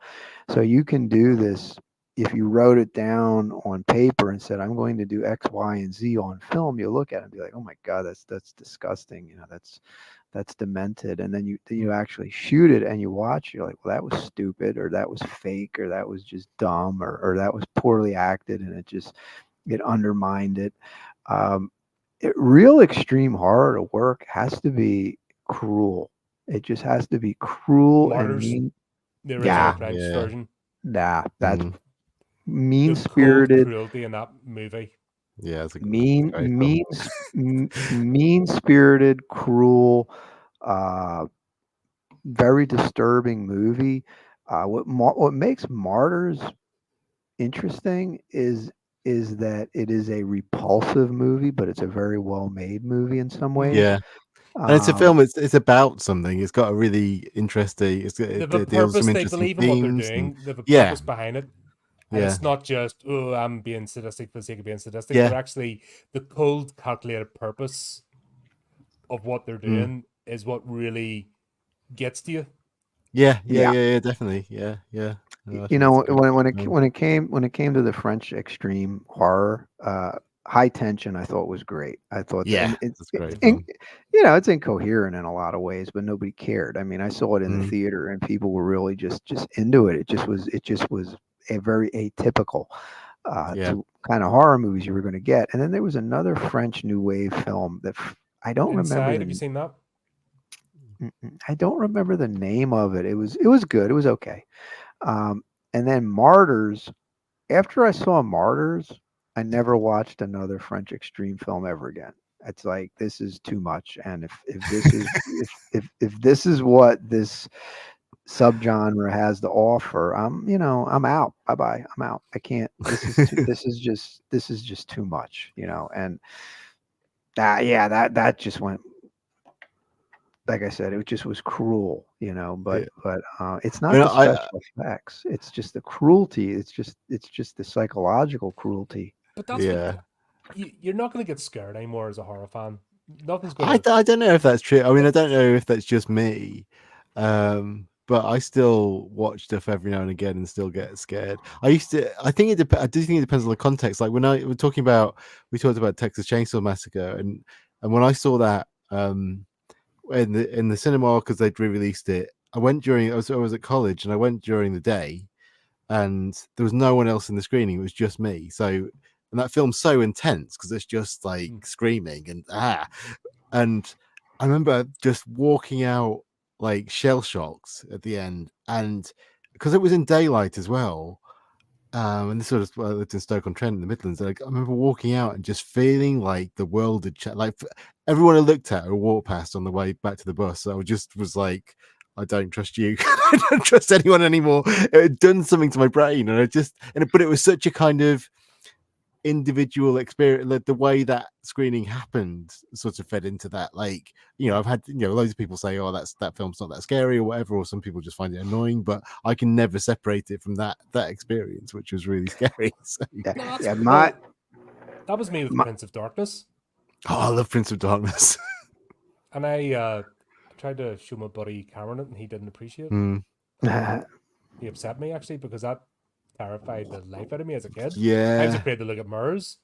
Yeah, and you're just like, yeah. Oh God, yeah. No, definitely, yeah. If there was anything that really left a brutal impression on me, it was either 1980, 83 when because Texas Chainsaw Massacre was re-released in theaters over and over again, and it got a major re-release in the 80s, and they were running the television commercials, the TV trailers.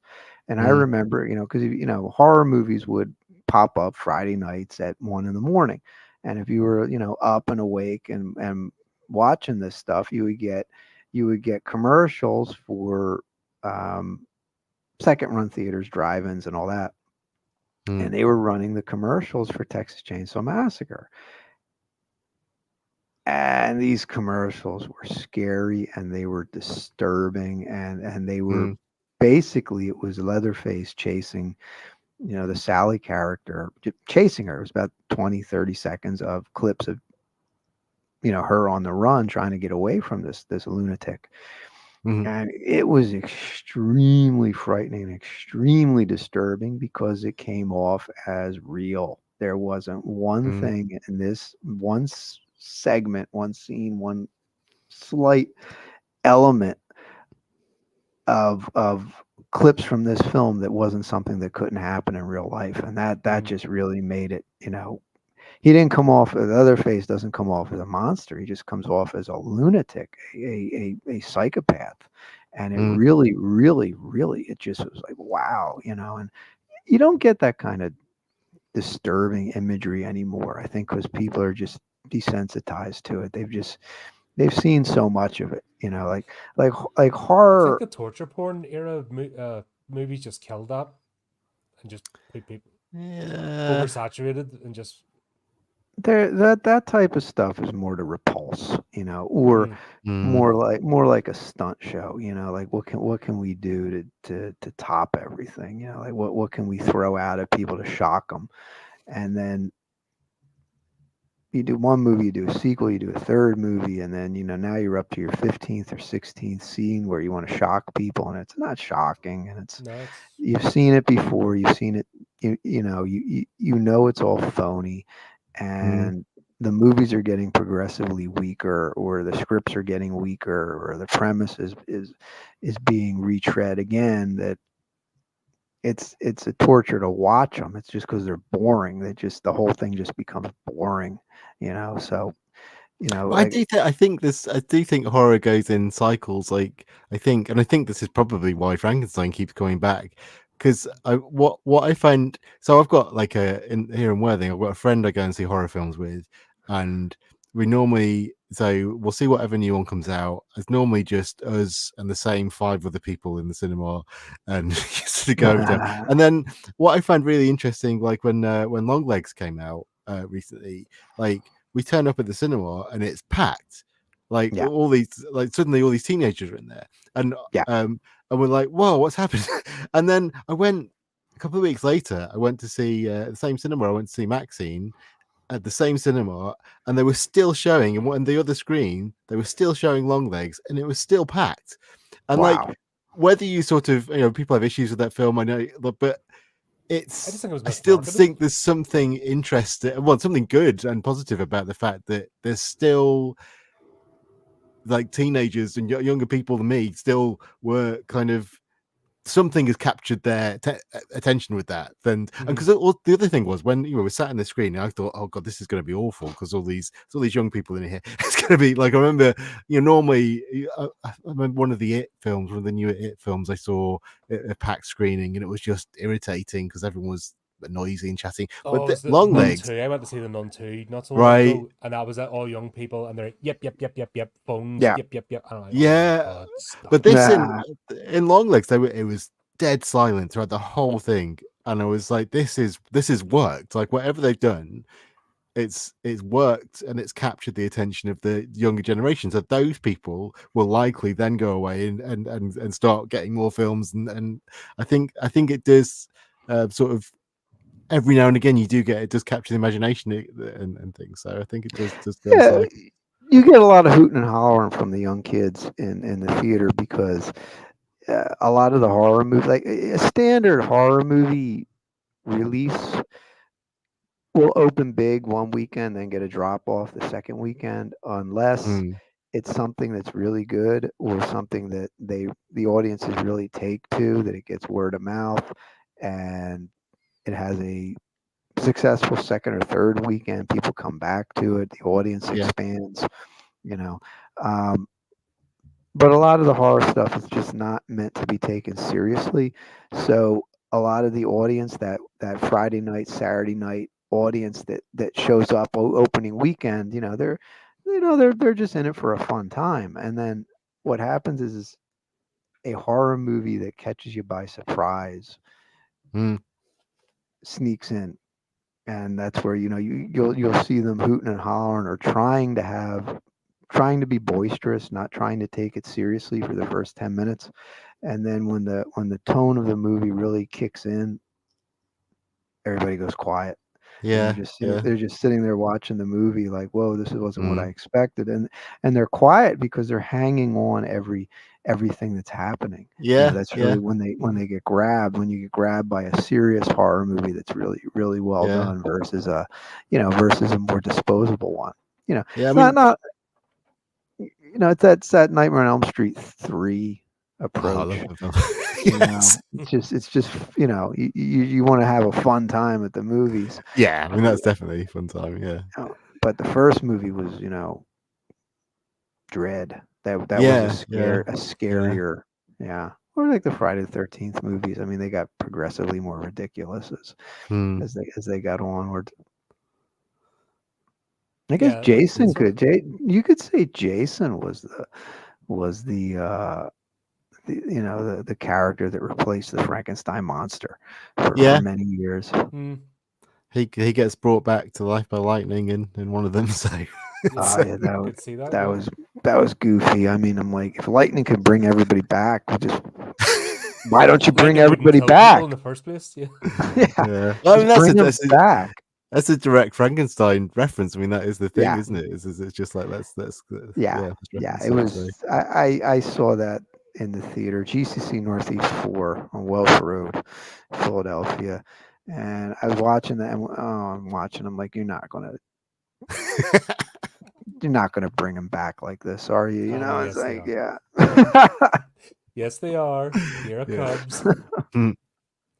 But So those movies have their place, and it's Yeah, fine, yeah. fun, just they were just I used to watch them, like I said, on the weekends. I used to go on a Sunday. I used to go Sunday 4 o'clock. I used to, because again, I didn't want to be in the theater with a lot of people. I started Mm. attending at strange hours just to avoid the Oh crowds. yeah. mine was You know, Wednesday night. yeah. I'd Oh always yeah, Right. go to the yeah. Wednesday night showings. That was my thing. Yeah, Yeah, yeah. I used to do Wednesday. Actually, used to be the debut for a lot of movies. Mm. Fridays came later, but Wednesday was usually midweek debuts was more common. But That's sometimes I think it does work like that it's like again with it being cyclical, like and another sort of contentious film, but I remember seeing paranormal, like the first Paranormal Activity in the cinema, and that was like it was packed because it had such a buzz about it, but it was dead silent because everyone was just, the tension in the room yeah, was incredible, and every time it cut to the bedroom and there was all this audible gasp, like, oh my god, what's gonna happen? They can't be another night. Like I was just I still going almost on. vicariously, while you're chasing that dragon, like was said, want to be scared Mm, again. I almost vicariously get my kick through watching other people, yeah, yeah. because you're just going, yeah, okay. Like the Nun 2, there's Hmm. that scene in the bed where the ghost I went, haven't seen that one yet. "Blah," Right. extra style, and I was Hmm. just lost at that point. I just like, Hmm. because it was just so ridiculous.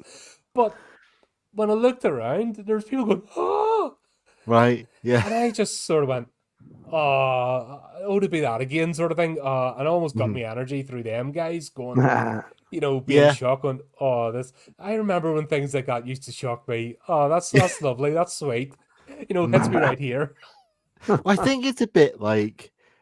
think it's a bit like roller coasters. Like it is. I think it's like I think like I think younger people particularly will chase that scare, and Mhm. because they're not like sort of jaded and they've seen everything, so they're yet, so they'll sort of chase that and kind of go after it, and then at a certain point you go, oh yeah, okay, I get it now. But it's yeah. Well, yeah. horror is kind of like a stimulus thing. Like fear. Mm, Fear is anxiety, is really what it Mhm. is. And yeah, yeah. and when you get, anxiety is not high anxiety is not the best feeling to have, but it has it has a stimulus effect on you. Mm, It's a shock. It's a shock to the system. And when you go to a horror movie, to find a really good horror movie is something that'll induce dread or induce anxiety in you. So it's almost like getting a high off of it. And that's yeah. it's um But if you want to go see a silly movie, you can replace anxiety with the, with the exhilaration of just laughing at it, or jumping at a scare that's not really that scary. It's just I kind of like love a it when a jump surprising. scare gets me. Yeah. Yes, that's I'm like, great. well done, you movie. Yeah. Usually, The last one you'll that got me was Black Phone, and I knew they were coming still, and they still got Oh, me. okay. And Yeah. even the kids in the street, which is in the trailer, Mm, still got me in the movie, and I'm like, right. bravo, bravo, you got me. Yeah. Yeah, that's good. Yeah. One of the scenes in the basement got me. Like, there's only Mhm. twice in the movie that I was got, Yeah. but still, it's been so long since I've been caught by a jump scare that I'm like, Yeah. oh, I remember about that. Oh, you know, what I mean, you straight away you go back to 5 years old again. Like, oh, I remember Yeah. when Jesus scared. I Yeah, remember it's behind the sofa. your heart skips a beat and it starts pounding, and Mm, which is not a good thing. It's not something you want, Not but my it's age something. anyway. Yeah, no, and yeah, it's the way I feel. It's like I can't Uh-oh. stand it when mm, when something catches me by surprise, and I feel it, like, and I feel my heart pounding, or it skips a beat or whatever, but that's something that you chase in a horror movie. You appreciate it, and you want that exhilaration, even though it's yeah. really not the best thing in the world. Not something that you want to, not something you really should experience, but it's you know that's just the nature of what people want to get out of a horror movie. They love the shock. They love Mm, the exhilaration. I guess it snaps you out of whatever waking state that you have during the rest of the day. It's just a different psychological, emotional response. yeah. Sometimes it's scary, sometimes it's repulsive, sometimes it's funny, but it's all within that same genre box. Which is interesting, well, because there's not that many Frankenstein movies that are No, disturbing. no. Yeah. Now, you could see back in the day the Hammer horror ones, like Mhm. they had that element of, like I said, Peter Cushing, just that cold, calculating, that Yeah. everyone's a pawn to be played in his games. And the building of the monster, was less campy than the Universal Studios one. Yeah. I You could still see think that like back in that the Christopher. day.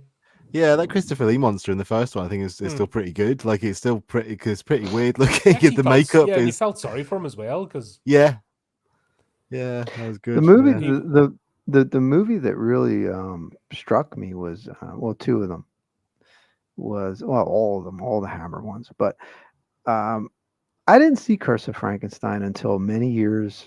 I shouldn't say many years. It wasn't the first Frankenstein movie I saw, and it Mm, wasn't something that was first Hammer Frankenstein movie I saw. There were other movies that were in syndication that were cycled a bit more.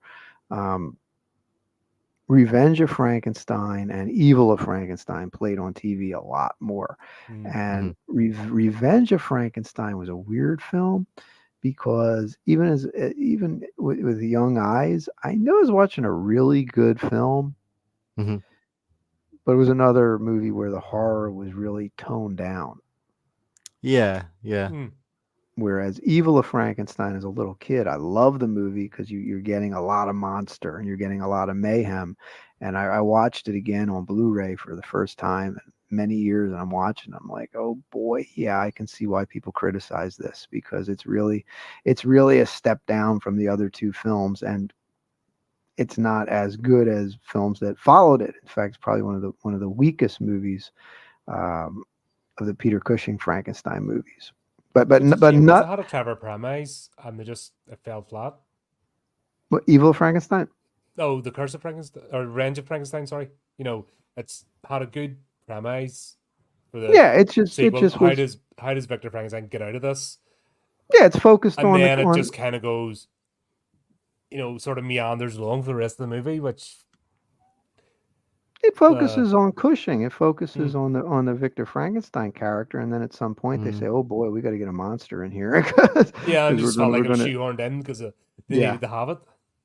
yeah. That's also Evil of Frankenstein. Hmm. That was a rehash of a TV script for an unmade series, so it's just slapdash, but they just Universal wanted to work with Hammer to make some cash, but the Frankenstein movies didn't do as well as people. They were kind of like marginally profitable. They were not the money makers the Dracula movies were. That makes sense. No, it's But always a pure cut. You know what I mean? It's like you said, it's usually after Dracula was mentioned or came out. It was always the afterthought. Always the next thought was Frankenstein. It was yeah, like the next logical step. They never go the Mummy what else or is public Wolfman or domain? yeah. That's why that's why Hammer made Dracula. It was public domain. They said, what can we get that people heard about that we don't have to pay for? So that Dracula made all They that didn't even do money, that and then many. They didn't even do that many. Like when you think back at now, as we were going through the Hammer series, you'd think there'd be about 20 Dracula movies. nah. There's not only like a handful of them.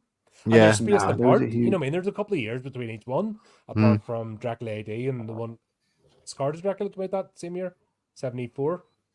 Like there's only two came out the same year, but the rest of them all got like a few years apart.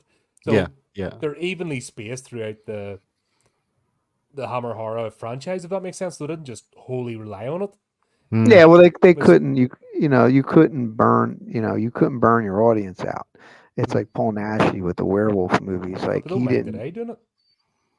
Yeah, they then They'll beat the audience to death today. Like they don't care.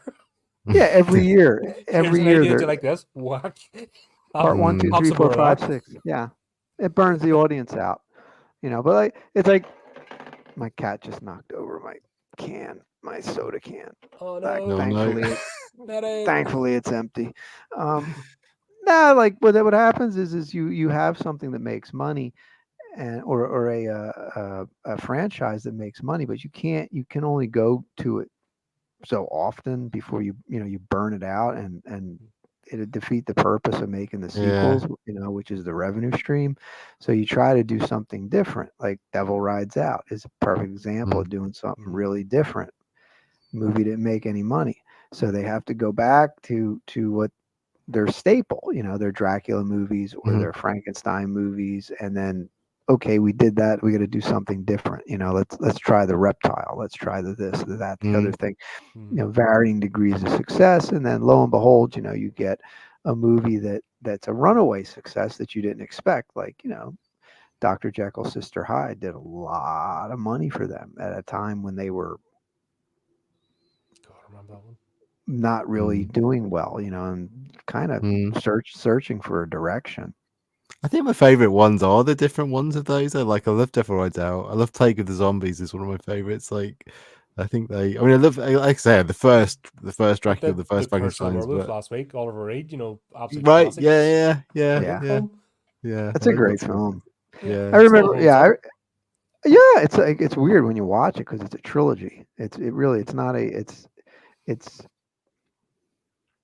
really, when you look at Curse of the Werewolf, it's 3 short movies. It's like a prequel, a melodrama in the middle, and then it turns into this horror movie towards the end. And it's almost like 3 self-contained chapters. So, but it's definitely cool stuff. But when you look at it overall, most Frankenstein movies are one shots. They're when you had the Universal series, you had the Hammer series, and then everything else you're looking at, it's like one movie. I mean, it's like I was a teenage Frankenstein. Technically, had a sequel, with How to Make a Monster, but How to Make a Monster is a it's a weird film because it's you had I Was a Teenage Werewolf, then you had I Was a Teenage Frankenstein. And then you do a third movie, which is a fictionalized, horror version of how they made the 2 movies. Right, I've never seen that. Right. Yeah, because what happens is, in How to Make a Monster, it focuses on because in Universal you had Jack Pierce, and Jack Pierce didn't, he basically was let go. Just you can't have a special effects guy if you're not making movies that require those kind of effects. So he kind of became unemployed. So in How to Make a Monster, you have this special effects character, professional, who is making the werewolf, making Frankenstein, he made them for the movies, and now there's a Mhm. sequel where Teenage Frankenstein meets Teenage Werewolf. Well, rather than doing a movie like that where you did the team up, they went in this Mhm. weird direction where you had a special effects artist as the villain using hypnosis and then making them up to look like Frankenstein or making them up Right. to look Okay. like the werewolf and then killing studio executives out of revenge. And it's like That sounds quite good. and it's actually superior to I Was a Teenage Frankenstein. I mean, Mm. I Was a Teenage Werewolf was better, but Also, I was go a back teenage. there. Young Frankenstein was 1974. I thought that was mid 80s. Yes, Why did I think that movie was mid 80s? because it was re-released. It was re-released in the 80s. Ah, that's what it was. Yeah. Right, Hmm. okay. Yeah, I Yeah. always think Yeah. of that as an 80s movie. Maybe that's Yeah. because it got it in the video store when it came out. Yeah. Yeah. Yeah. Yeah. Yeah, I remember. Yeah, they did a lot of re-releases back in the old days because you didn't, and not everybody had VCRs or cable. So yeah, Young Frankenstein. I think it was like 80, 81. I remember that Yeah, getting a so big TV push. I mean, not just when I mean by re-released, I don't mean like just dumped as a second. Like most re-releases were just you put the movie on the second, a double feature, and you just put the movie people heard of on the bottom of the double bill. But some movies actually got major re-releases with major ad campaigns like Jaws Mhm. 2 and Young Frankenstein and obviously Star Wars and all that stuff. But yeah, but yeah, Young Frankenstein. Yeah, that was that. Yeah, it's like everything was a one-off. Young Frankenstein was a huge hit, but it wasn't a franchise. I Was a Teenage Mm. Frankenstein, huge hit, but it wasn't a franchise. Mm. Um, all these little nickel and dime sci-fi Frankenstein and horror movies in the 60s and mostly the 60s, but the 70s was played out. No, you didn't get franchise out of them. You just got somebody decided let's do a Frankenstein movie or maybe they might have had a one-off sequel like oh god, Franco's, oh my god, Dracula Prisoner of Frankenstein, which is or Frankenstein Prisoner. No, was it Dracula Prisoner of Frankenstein? And then it that had I don't even that was not even hitting the radar. Mhm. That's well oh in the my god, that is is that one special? Is that like an experience watching? it's awful. It's awful by Jess Franco standards. I mean, it's Okay. bad. It's bad. It's Mm. bad. And there was a sequel to that, so it must have made money. Or else the washing machine was going. Yeah. Ah, dear. What was the But sequel? What was the sequel? The sequel was Erotic Rites of Frankenstein. Yeah. So, oh, yeah. that Of course. sounds like everything should be. Yeah. You know what he might have did? Wow, no. What came out 72? Andy Warhol's Frankenstein and Dracula were 73. So no, he wasn't riding off the popularity of Andy Warhol. No. Mm. Yeah, I guess he just decided to do a monster mashup and made some money for him. But oh Yeah. boy, the world's not a better place. Hmm. That's all the way.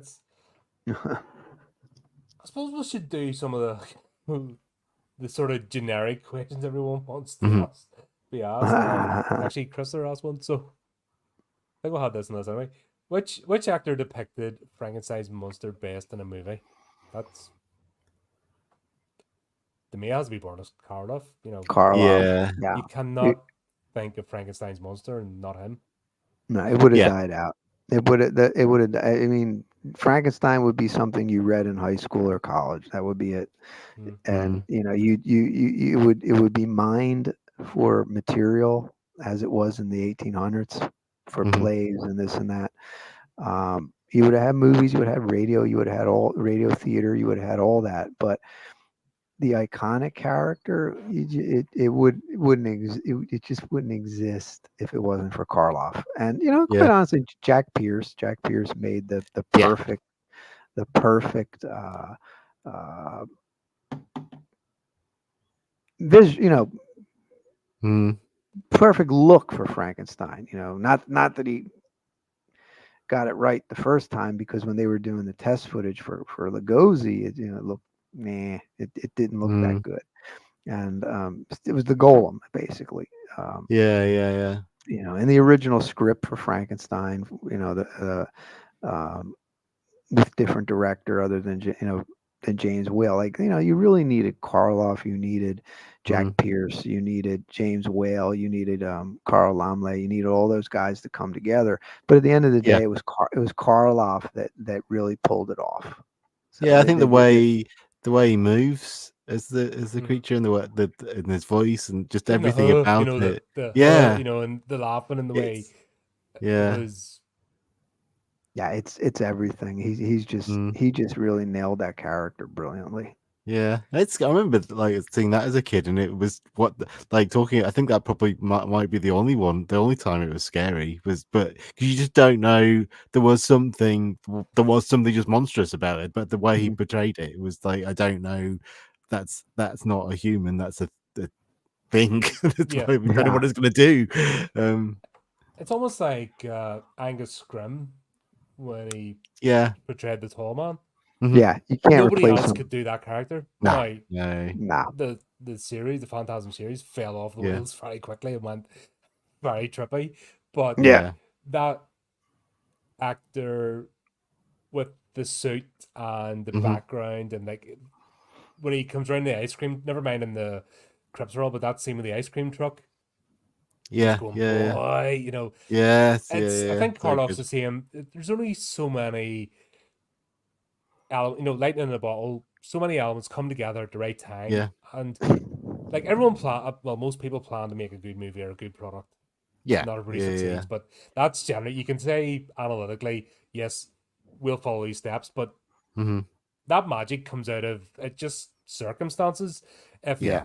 the actor hadn't auditioned at the right time and the director wasn't feeling it and the right makeup artist or the right location, just it all just has to come together organically, as mm, Tony says. But there has to be a bit of magic too, because mm, if it could be plotted out or made into a recipe book, everyone would do it and everything would be fantastic and your brain would just be hmm. full.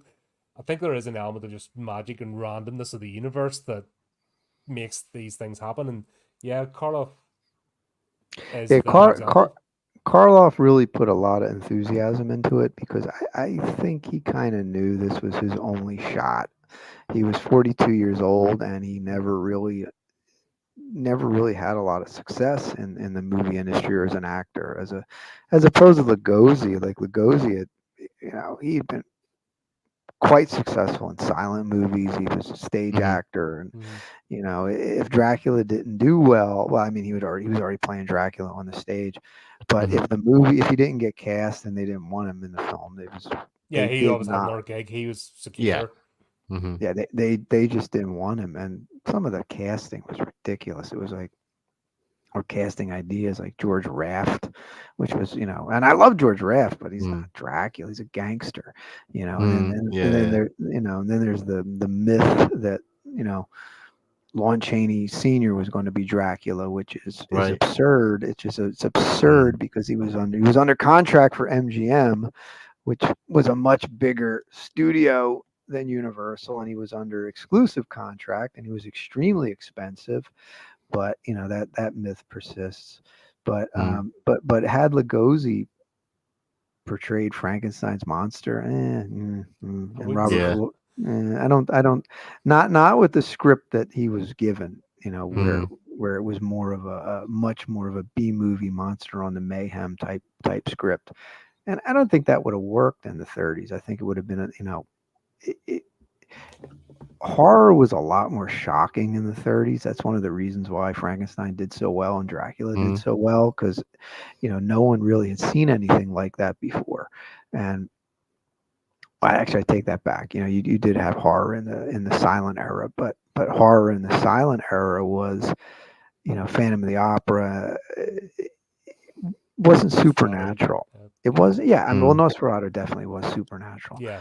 but some of the other horror movies from that era, horrific movies from that era, tended to avoid the supernatural. They tried mm, to be more realistic, and I'm not sure why they did that, but I think maybe because they were trying to create credibility. But mhm, um, but there just was such that the Karloff's character was extremely scary to audiences, but at the same time sympathetic. Yeah. Or maybe sympathetic to some, scary to others. Just Mm. depends on how you looked at it. Well, it wasn't his fault. He made that. He didn't see Karloff's monster relishing what he did. He's a Yeah. lost soul, and he actually portrayed that back to the scene with the girl in Yeah. by Yeah. the river. He's not doing anything evil. Yeah. He's It's behaving badly because of the circumstances. I mean, hmm, he's a child. The Yeah. Frankenstein monster is a Mm. child, and he's an abandoned child. And a Mm. lot of bad things happen because his father figure, the Colin Clive, Henry Frankenstein, just essentially doesn't cultivate this construct that he brought into the world. he wanted to Mm. create So life, but didn't know what to do with it. And yeah. Hmm. Yeah. no, actually, there's a good line in that. It never was alive. These are parts. Where Yeah. I think it's more the Hammer horror was like if you've got the hand of a pianist, you can be a pianist. Mm-hmm. And that sort of thing in the zeitgeist that people, Mm. which I think people associate with Frankenstein's monster, but it's not. It was never the original telling. Yeah. The Mm-hmm. telling was the golems. It could be made out of clay for all we knew, but it was Mm-hmm. to bring them to life. That was the science fiction. The Mm-hmm. Hammer horror sort of brought it more into, well, if you've got a hand, and then that led into a whole subgenre of possessed body parts. Yeah. Yeah. That was a whole thing for 70s, wasn't it? You'd Yeah. serial There's that killers' Michael Caine hands and film, isn't there? What's that Michael yeah, Caine film? It's just called The Hand or something. I can't remember. But there's yeah, that. Oh, that's yeah. right. Yeah. There was loads of those. You know what I mean? Yeah. There's absolutely ton of them. That it's Yeah. Beast with five fingers. Anybody Yeah. remember Beast yeah, with five Yeah. fingers? Yeah, Yeah. that was Yeah. a but cool there Yeah. was movie. Definitely. God, there was a Clive Barker movie, or sorry, book story. Yes, there is. Yeah. Yeah. Yeah. Yeah. Yeah. Hands. Yeah. Yeah. Yeah. And he just takes it to where Clive Barker takes everything. Yeah. Yeah, there's When that strange thing about the zeitgeist of people thinking that Mm. your soul embodies like all your parts and it stays on afterwards. Mm. the strange thing about Frankenstein is that is he really a monster? What's a monster? He was he was basically, he's a human being who was resuscitated, or I don't even think you can say that he was created. I mean, he was organic, and you have replacement body parts. Like if you have a hand that is part of a corpse, and the hand is not in good shape, and you replace it with a hand from transplant a hand from a different source, and then use a new brain. I mean, yeah, you're getting pretty wacky, but these are all human body parts. These are all human Yeah, beings that you're quote unquote stitching together, where you're really not stitching anything. You're essentially fusing all these body parts, and then giving them a spark of life, and just bringing someone back in a newborn in an adult body. I mean, it's really a constructed human being versus a monster. yeah. So it's almost unfair. Yeah. He Oh, sort of becomes a but monster because of we the way he's all. I treated. mean that conversation been had 100 Mm. times over since the initial. I mean, that was the initial perception. Back with Frankenstein, everyone says Frankenstein. They refer to the Mm. monster, not the doctor. Hmm. That took years to sort of have Yeah. that conversation just because the initial. Well, here's the thing: if Dr. Frankenstein creates this construct in his lab, and you had to give it a name, I mean, Yeah, it'd be the part of the Frankenstein legal family. the legal last name would probably be Frankenstein. I mean, you Yeah. might, I mean, I That's wouldn't think you would that's name a it fair after. point. Mm. Can't argue with that. Yeah. But I think the point of like going that far to taking the brain though, like they were trying to, say that it's not just a person reanimated. It's not Mhm. like getting Yeah. the jump leads out and jump starting someone and bringing them back. I think Yeah. that was Yeah. what they were trying to, in an extreme method, say that this was, they weren't growing ears and mice at that point. You know what I mean? That's Yeah. which is funny how this is once again. Well, the How it's still underlying relevant to the character when we've done all that stuff in medical science since. it's just that it's that crackpot idea that you're going to perfect something by picking and choosing the body parts to create this super being, and the end result is the character is a a monster because they call it a monster because it looks deformed. It's just it's scarred and stitched and mismatched. The gaunt features and the height and the burliness and all that. It's like it's in a lot of ways he's not the monster is not always very I don't know if the word congruent's not the right word. I'm trying to think. It just not all the body parts fit. It's like he's slapped together. He's patchwork is doll sort yeah. of Yeah. So that kind of leads to referring to him as a monster, but he's not a monster. He's a patchwork man.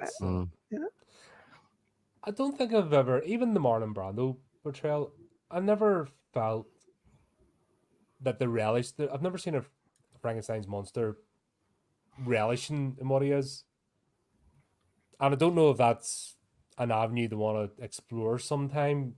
I don't think it'll do the character any favors. Yeah, it'll ruin the fundamental, legends. Which I think one of the reasons why this character's, even though there's many takes and offshoots and playabouts, the essence of what Frankenstein is hasn't changed, and I think that's why it's remained true to the zeitgeist and still said it's been a recognizable character, even with all the CGI and bells and whistles, and you can change the time period, the scenario, but it's still recognizable as this creature brought into existence that wasn't its fault, and then just misunderstood and left to its fate, which when you don't know how to process your emotions because you're like newborn, but you've got 3 times the strength of a normal man, hulking about. What do you expect is going to happen? I think it's like a really good movie is Frankenstein Created Woman. But a big drawback to that movie is that the oh gosh, I can't remember the actress who played the monster. I can't remember her name, but she's just a human being. Like she's been brought back, and she's not scarred. She's not a monster. She's just essentially a resuscitated person, and that kind of hurts the movie a little bit because you don't have a monster. You just well, I shouldn't say that because of course if you watch the movie, there's some other crazy elements to that movie. But in the novel, like the monster isn't really described. Like that's what I think that's what's so impressive about the Karloff version and the Jack Pierce makeup is that they that doesn't come from the novel. They just sort of built that, and probably it comes from some. You had the Edison version. You've had various different, as you say, on stage and things. There's probably some precedents in history that might have been lost by now. But it's because if you present and I'm sure it has been done as well, as you say, Frankenstein Created Woman, but if you present that Frankenstein's monster as more human looking, it does kind of cease to be a horror film. Yeah, it's not Frankenstein anymore. There's a movie I reviewed within the last year or so. Sorry, I'm not ignoring you. I'm just looking for this because I can't remember the title of it. But I don't want to describe it because it'll spoil it for people because it's a really good movie, and it's just on that concept of humanizing the monster. Okay. Does anybody remember the Broadway Frankenstein, 1981? No. Ish. Nope, not. Oi, maybe we should mention that one. That was notorious. That was a huge flop. That Mhm. was one of the biggest flops in Broadway history. It was like right up there with Carrie and Venus Flytrap. I Okay. mean, it was. But there's actually very brief video footage from the Broadway Frankenstein, because they reviewed it for the New York Mhm. news television, and you get to see some clips of it, and it is really, really impressive, and Okay. it just visually impressive. And I think from what I understand, it wasn't a great play, but it just looked amazing. But I think it closed after like 5 or 6 performances. Mm. It just was a major failure. So that was one of the few times that somebody went to the Frankenstein mill and it just didn't work. Mm. But this wasn't this wasn't not off Broadway. This was a very expensive Broadway play, and it just I was gonna for yeah. whatever. Oh, but they were piggybacking off of Dracula, because Mhm. Dracula. I mean, Frank Langella was Yeah, of course. Yeah. enormously successful on Broadway Yeah. Yeah. with Dracula. In fact, it was Mhm. so successful there was an off-Broadway Dracula at the same time. A lot of people don't remember, and it was selling to packed houses. So you were doing Langella was doing Dracula, 1,500 seats every night, and then Mhm. this off-Broadway play is doing 200 seats every night, and then somebody's out on tour with the Passion of Dracula, and Passion of Dracula is making all this money on tour. So they said, you know what, Frankenstein, we'll do a Frankenstein. So they did Frankenstein on Broadway, and it bombed. And it just Mm. can't say whether or not it was good or bad, because Yeah. there's no footage of it, and not that many people saw it because it closed so quickly. Yeah. There's an Okay. example of mine in the Frankenstein story and doing it badly. Frankenstein's Army. I just scrolled past that one. Oh yeah. Oh Yeah. God. Yeah. I Oh didn't bother dear. with that one. That should be a crime. Make a movie with that. I'm going to probably remember a lot of silly Frankenstein movies afterwards that I forgot to Unfortunately, mention. I cannot for the life of me. Right. It starts off. Man and woman wake up. They're chained to a steel chair, and they're in an abandoned hospital. And I don't want to go. I don't want to spoil the plot because it's a brilliant movie. It's really tense drama, and Oh, it's a one-word title. right. That doesn't sound. I don't think I've seen that. I don't. Do you know what? This will be. You'll get an email 3 o'clock in the morning. I'll just be like annoying myself. Yeah. Ah, Yeah. But it is the sort of twist is it's based on the Frankenstein Right. story, Okay. and you don't think that's what the movie is when you're watching it, Right. but it's Oh, really good. cool. Hmm. wow, cool. It's not Dread or anything. I'll find it Hmm. because I'll end up just Anybody, sitting here scrolling and not taking part in the conversation, Hmm. getting randomly obsessed. Oh anybody remember Frankenstein meets the Space Monster? God, No, I don't think I saw that one. That was a 50s. There's no Frankenstein in it. It's just space monsters, but they just Right. slapped on the Frankenstein name. Mm. That was another one I'm thinking. I just popped into my head. but we haven't Mm. talked about the monsters. Hmm? We haven't Yeah. talked about Well. the monsters. Yeah. Yeah. I think that's Like, part. I think that's if- partly why I enjoyed so much, because you get this TV comedy where because they use the Karloff sort of style monster. So Yeah, um, yeah, that's I definitely stuck around. could not finish the Rob Zombie remake. I haven't seen that yet. Don't Yeah. you can do much more with the 2 hours of your life, and I didn't even get through the 2 hours. I think I managed just after they got married and something else, and I just oh my God, I just gave up.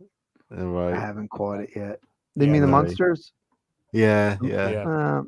Yeah, that you can't really remake that, because that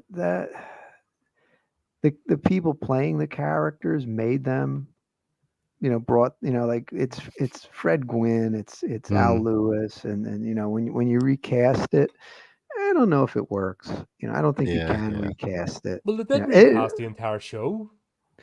yeah, they did the They did Monsters it from the 60s to the Mm. 80s. They recast it, and I think it lasted Well, 2 seasons Mhm.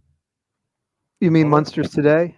Yeah, the monsters today. Yeah, Yeah, that actually was not a bad show. That actually, I remember watching that when that came when that was in syndication. That actually was surprisingly good. Um, but it ain't the Munsters. It's just No. it's Mm.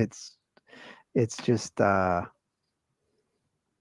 it's a reboot. You know what I'm saying? It's you could have called it something different because it's not the same characters. It's not that it's bad, but it's not Fred Gwynn and Al Lewis. It's not that Yeah. same Yeah, yeah. dynamic. Mhm. You're recasting the. You can call them Herman and Grandpa, but it's not Herman. It's not Grandpa. Mhm. Yeah. But then again, that's uh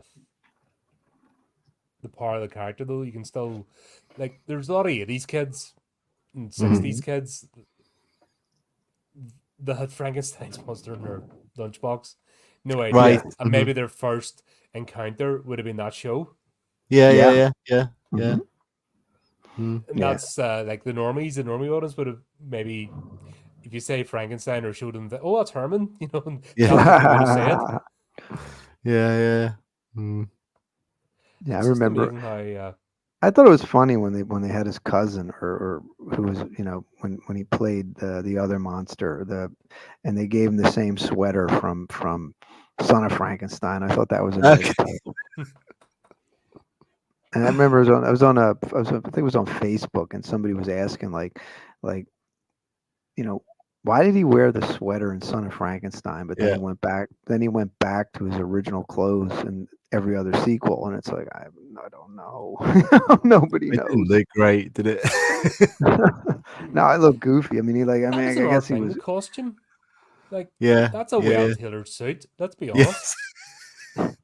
Which isn't it's got the sleeves don't quite Yeah, but Yeah, that's but I think there's something unsettling about that even. the hem is correct. The hem is correct, but the Yeah, sleeves yeah. sleeves are messed up. yeah. Now you know That what was I maybe mean. deliberate, Mm. Yeah, it's an interesting This. choice. I think he wore the sweater in Son of Frankenstein because I mean he was in a cave. It was cold, Right. Yeah, yeah. but it was never really explained. The wardrobe change, Mm. like maybe because it's just like at that point they weren't with Ghost of Frankenstein and beyond they weren't really paying attention. It's just Yeah, yeah. they were short little B movies. and that it's just got the name, sort of looks the same. Go with it. Yeah. Yeah. Like, Were there many? right? There really weren't very many Frankenstein movies in the late 70s, early 80s. Were there? I don't think they were even Not really. making. It's No, mainly that was the 50s. 50s and 60s, and then they Yeah, died in the 70s. Because really, there's not where really Dracula a went the other way, mm, which is But interesting. Dracula never really had a lull. I mean, Yeah, yeah, yeah. but because when Christopher Lee said, "Forget it, I'm out of here," I mean, they had the Broadway play in 78ish, 77. Mm. mm, So it was only like a handful of years, maybe 3 4 years before Dracula was prominent again. Yeah. anytime really in the 80s, it was comedy. Monster Squad, Mm. Oh yeah, yeah, yeah. Young Frankenstein. It's not really Yeah, until Mary Shelley's Frankenstein that you do you get like a straight version again. mm-hmm. Yeah, there Um, was there was about a 10 or 15, maybe even more than 10 years, 12 years, 15 years. Yeah. mm, Suppose we have to ask worst betrayal of the monster.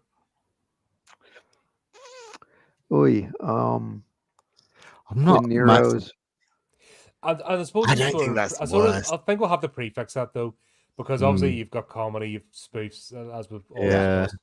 Worst betrayal of the monster where they're trying to take themselves seriously. Mm. I never really liked the David Prowse one. Which one's I forget which one he's in. Horror of Frankenstein. Yeah, Mm. I did.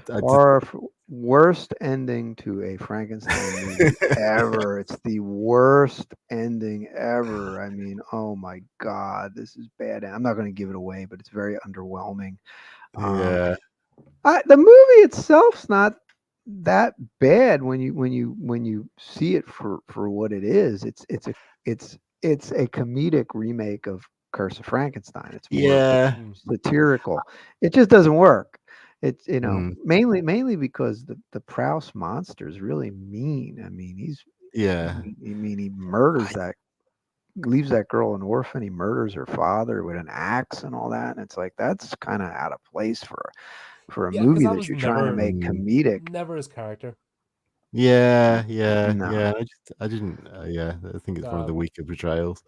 yeah, I didn't like. It was one of the few movies when I was a little kid. I saw it on TV and I didn't like it. First of all, there's not a lot of monster. He doesn't show up until Yeah. really late into the movie, and when he shows up, he's just he's a mean robot. That's basically what he Yes. is.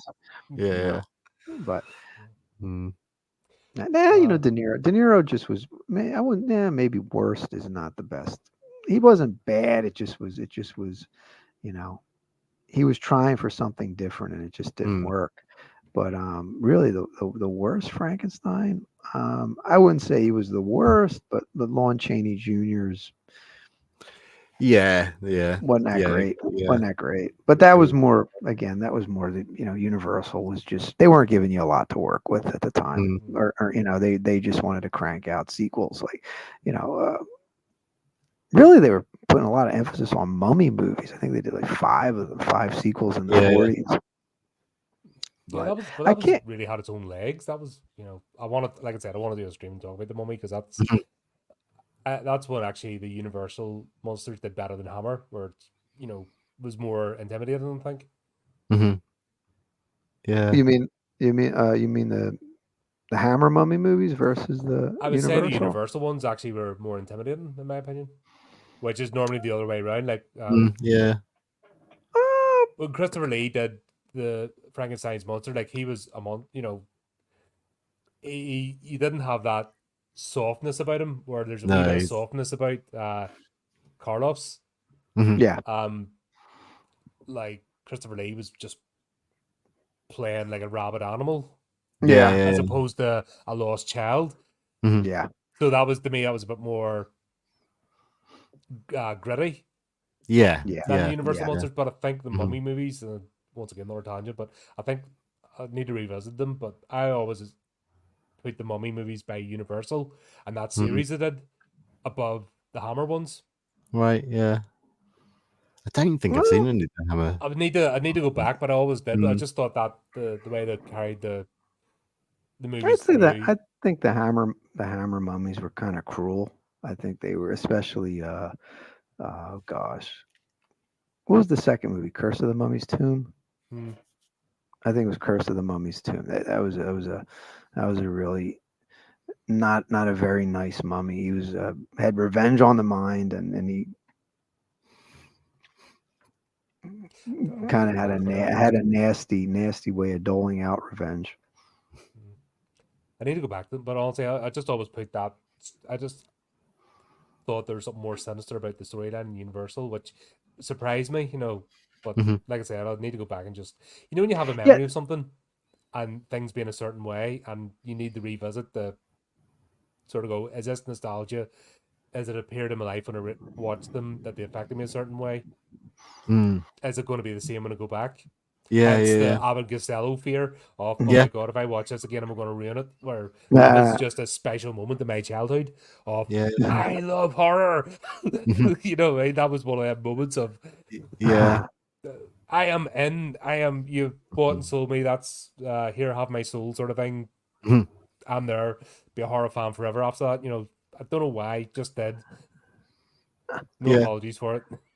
yeah. Sometimes you just want to preserve that original memory. Mm, Yeah. I quite often show things to my kids and that I loved, and I sit there and I see it through their eyes and just go, oh yeah, this isn't very good, is it? Like, it's sort of, not everything does hold up.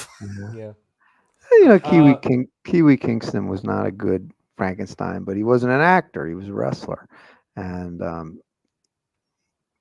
he didn't really know what to do in front of the camera, so they put really crappy makeup on him to hide his face because he couldn't change his facial expressions. So they slapped on a stoic monster mask basically. Mm. So, but not a great performance, but you can't really fault him for it. So I'm kind of trying to think. I think a lot of bad performances are just the result of the movies being slapdash or just being B grade. You know, Like to me, it would have to be Aaron Eckhart. You know, yeah. Like I Oh was a yeah, teen, that yeah, he just wouldn't planked his way through that movie. yeah, yeah.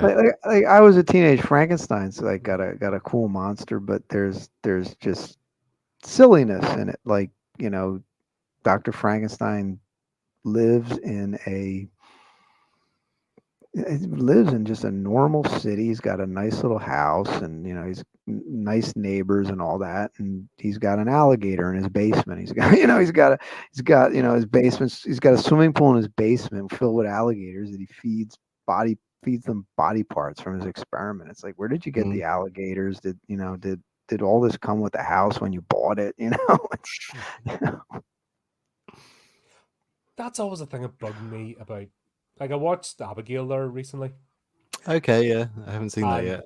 all right, there's a scene in the basement, and you're just like, and they played it up with Renfield as well. But I know it's Mhm. meant to be comedic, but it's like all the bodies just get piled up. You're Right. like, okay, that's the equivalent to me having my dinner and scraping my plate onto the floor. Right. You know what I mean? I just think of it that way. It's like, okay. And then I Mm. just step over it Right. and, Yeah. have the next dinner and scrape it onto the floor.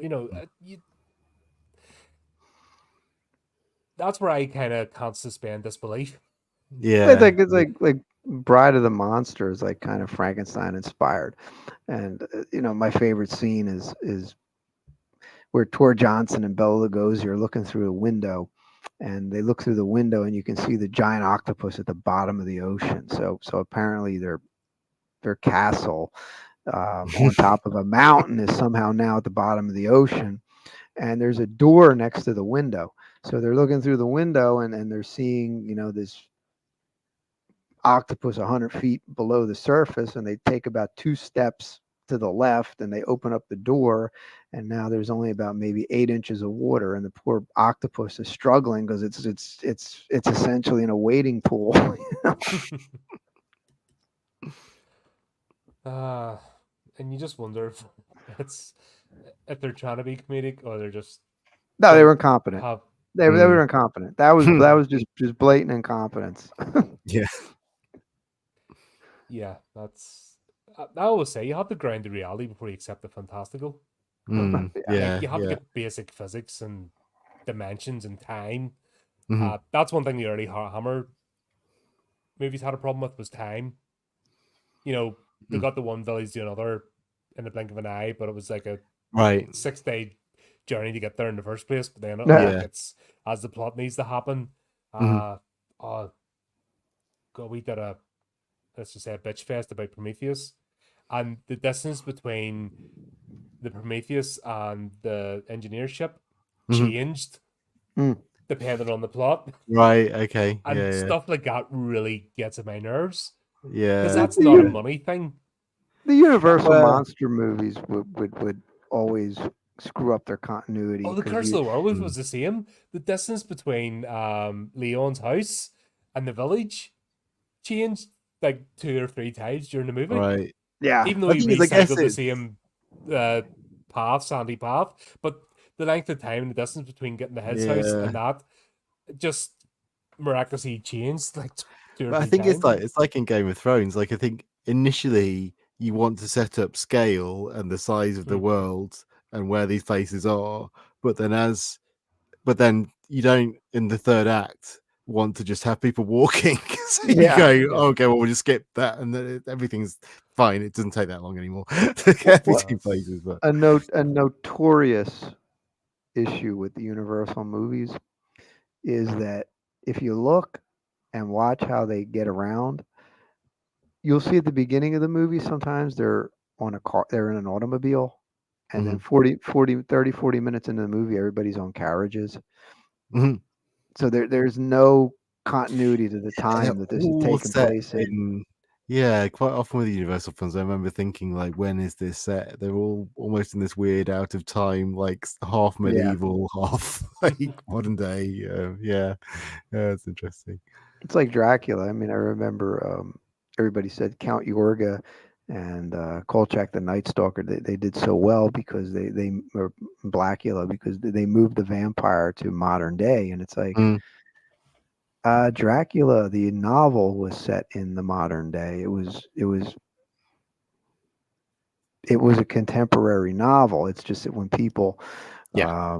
started adapting it, they just moved the time period up. Mm, Probably for budget reasons, and I think that's probably where you get the continuity errors because they want to set it as a period piece, but they don't have the money to do it, so they kind of weave in period piece elements into it. So mm, it's kind of like the modern day, but then they just take things from the uh, the 19th century and just throw them in there, and you don't even notice or care. It's just you Well, just the big yeah. thing with Bram till Stoker's somebody Dracula points it out. is he's heading to London, but he ends up in Whitby Bay, which is like if you Yeah. know the UK, you're flipping way up in the north, you're heading more into Scotland. It's not a nice like the North Sea is not nice. Yeah. So he's going from the Mediterranean to the North Sea, and Mm, uh, it just doesn't make sense when you look at it logically. And I actually yeah. went back and had to read It's the like when book, they going, "Yeah, when they wait, that Bram Stoker did write that. What are you thinking of, you madman?" it's like Godzilla King of the Monsters. I mean, when the American cut did really well, they actually re-released it in Japan. So Mhm, you got the American version playing theatrically in Japan, um, with the scenes where characters are speaking Japanese and the American character is translating, and it ain't what they're saying. He's just hmm, you know so when that played in Japan, people laughed it off the screen because he's mm, basically given the military, he's given all the major characters in the story a completely phony translation of hmm. what he's hearing. God, there's an issue with that in real time today with translation services and games. Oh All yeah. right. They're flipping the translators are all putting their own words in and stuff, and Right. that's why the game studios are going to AI. It's like, no, Right. you're not doing that. Yeah. That's not what we said. When you know what I mean, it takes a bit to get back, but like with anime and video games, Mhm. Wow. I'll just put my own thing in and then post about it in social media, and you're like, yeah, and then don't complain when you get sacked. It's like the day in the life people, LinkedIn and Google and stuff. They were posting this. Mhm. Oh, here's what I do all day, and then they wonder when the cuts come. Oh, why was I first? Mm. Oh Silly, boy. silly, I silly just people. wonder. Sometimes I wonder could somebody ever really reinvigorate Frankenstein? Like not just come up with a rehash and or a remake or reboot and then disappear for 7 8 years and then come up with another reboot. I always wondered if there could be a new franchise. Well, that was the question. That was my question at the start of this. As in Mm. the actual concept of Frankenstein. Does it still hold up? What Yeah, That's was it's why I the simple. that's why I put that question at the beginning of this. Considering Mm. the lifetime of this character and the fact that it's in the cultural zeitgeist, is that enough to justify remaking the movie to have the same impact? Because in terms of the medical science, etc., that it's not a shock horror thing anymore. That aspect No. of it, you can clone someone now. You can Mm. grow the parts you need. I There's think so like many things you can do with AI and prosthetics, and mm, it's actually more frightening than getting a load of body parts and giving it a jolt. yeah, but I think there's so like I mean, like Anthony said, there's so much complexity to the idea Mm-hmm. and complexity to the novel that I think there is like I mean obviously like earlier this year you had Poor Things and that dealt with a lot of I mean obviously it's based on a different novel but it's still dealing with a lot of the same ideas but from a Mm. different angle and I think and it's not a horror film but I do think that while there may not be life in the horror version of that. Like, I don't think anyone's going to get scared by it. It would be interesting if someone tried to do a really scary Frankenstein, but I don't know if that would work. What could But they use? Like, it couldn't be, let's go nick body parts out of the grave. Like, that would, like, if you did that today, trying to do seriously, it'd be laughable. yeah, and I guess if you did a sort of modern version, I tell you, I mean, So we would have to clone him. Would that be about, the original monster being found encased in ice, or I think it or I was don't know. the Edison silent film, or I don't remember which one, but I think in one of the silent Frankenstein movies, he was created in a vat of chemicals. He was like Right, yeah. I think that the Edison one, it's a big cauldron. Yeah, that might be it. Yeah. so are Like you going to more of a Golem idea than the actual essence of Frankenstein? So I think it wouldn't be Frankenstein then. Yeah, they borrowed a lot from the Golem in those days. Yeah, well, it essentially is that. It's a legend of the Golem, but they've thrown in a sci-fi twist to it. Yeah, and it works, but like we're saying today, let's just put our thinking hats on. By the way, folks, this could turn into something. Get ready for the Kickstarter campaign. You know what you got to, I think the only thing you can do is you can sit there and say, what do we have to keep? That if we get rid of this, it's not a Frankenstein movie, and we're not gonna, the reason you're doing a Frankenstein movie is it's familiar. People expect something. It's almost like it's prepackaged. They know what they're getting, and you want to attract that audience. So you kind of have to keep certain elements that they like, but at the same time, you have to try to find something different. Like that's the problem with Horror of Frankenstein. It's so The Bride's coming out next year. It's set in 1930s Chicago. Christian Bale's playing the monster, but he's been established. He's outlived the Doctor, so he's looking for a new Doctor to create a partner for him because he's lonely. And so basically, what we know is he's intelligent and he's immortal. So is that enough? Because that's the thing, the closest example we can think of. It's something actually coming out, and is that enough of the original tale and the original mythos for it still to be Frankenstein?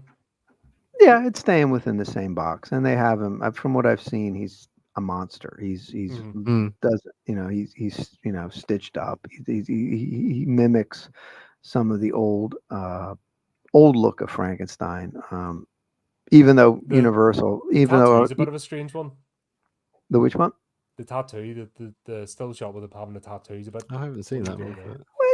Well, they have the trademark to the classic design, but you can't use it today. It's too old hat. So they'll tweak it up. The new universe better than it looks. A still shot, you'll never get the essence of a movie, and Christian Bale's a good actor. It's they didn't really know what to do with rebooting the Universal monsters, so they've stumbled, but they keep trying. My opinion is that they're looking at the Marvel Cinematic Universe, and they're saying, wow, if we can get something like that, we're gonna have all these hit movies, and we're gonna I didn't know they had something like that. No, they didn't have anything. That's the thing. They didn't come out. The Marvel movies, like they're talking about Nick Cage being in the MCU, and he was already Ghost Rider, so he's in it. They even don't know themselves what they've done, but in the past, that thing came out of just super popularity, and they just happened to have one storyline. Once they finished that first storyline, they were out of ideas, which is burned to the ground. So, and they had time. I think example to look at if you're franchise. But I think that there was something clever about the way that you start with Iron Man, which is quite a small film, and you build up. And I think with the Universal, with the Dark Pictures thing, they started with The Mummy, which is this massive film, which was just a mess. I mean, one of my friends was an extra on it, and he actually quit. He said what was it? He told me I was probably not supposed to say this, but I think the assistant director had quit. Allegedly. Well, yeah. and he was like, well, that's basically health and safety out the window, so I'm going. Yeah. But it I think the whole thing was just a disaster. But it's a real shame because you watch that. There is my favorite bit in that film is the Russell Crowe. I mean, it's terrible. The Russell Crowe Dr. Jekyll scene. It's so bizarre. Yeah, But because it's an they're trying to interesting idea. set you up for a sequel, but the movie hasn't done well. I mean, Yes, or it hasn't that's the even thing. been, it hasn't Yeah. even been released, and that's like nobody sat down and said we're going to create the Marvel Cinematic Universe.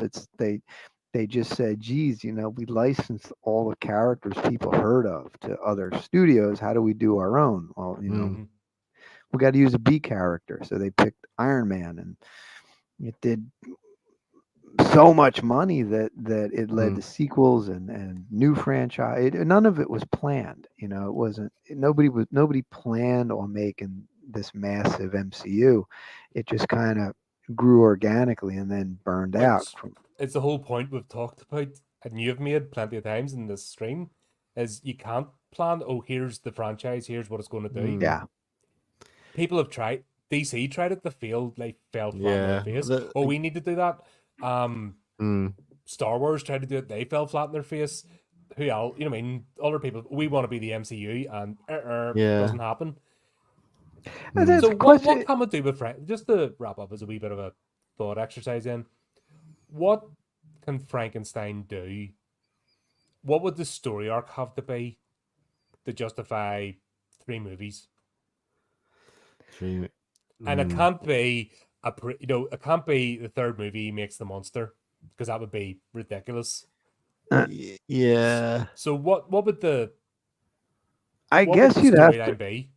In general, I guess you'd have to play around with the motivations. Like, why is Dr. Frankenstein creating this monster? What's motivating it? Like, what's the backdrop to it? We could do Frankenstein Conquers the World, where Dr. Frankenstein is playing around with the monster's heart so they can make a super weapon, and then it just ends up becoming this giant that's what I monster. thought Frankenstein Army was going to be, and that's why I was so pissed off. I was angry watching that. That's what I thought that was going to be. Last days of World War II, Red Army's coming, the Nazis' last stand, and that would have been bloody brilliant. It would have been expensive. That's the drawback. Would have cost them too much money. That's the thing. You can't come up with a concept you can't afford, because then you end up with a movie that's underwhelming. Don't sell a bloody movie then. Don't sell what you think at least going to be some sort of. If it had been just practical effects prosthetics made out of cardboard, at least I wanted to say 2 armies. I wanted to say a bunch of metal Nazi Frankenstein monsters marching against the Red Army. And I didn't get that. I'm like, not for under 200 million. They've thrown 400 million on less. They could spare that if they're prepared to pay that sort of money for duds. Then they could give me that instead of that found footage shit. I'm still angry. I'm not emotional or anything. That's great. Found footage is I never saw the appeal. It's just played out. It's like I still love found footage films. I'll watch every new found footage film. I still love it.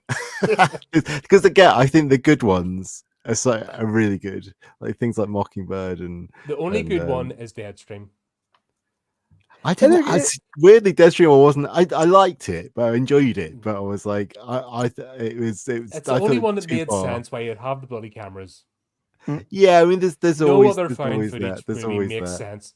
Yeah, and I said, would have Frankenstein found footage, and I've just talked about it. Like, no, it doesn't. Fuck off. No. I mean, I think the question of Frankenstein is like, what happens if the first movie is just the book? Because obviously in the book he died. Like Frankenstein. They've done it about 4 times, and they've never landed.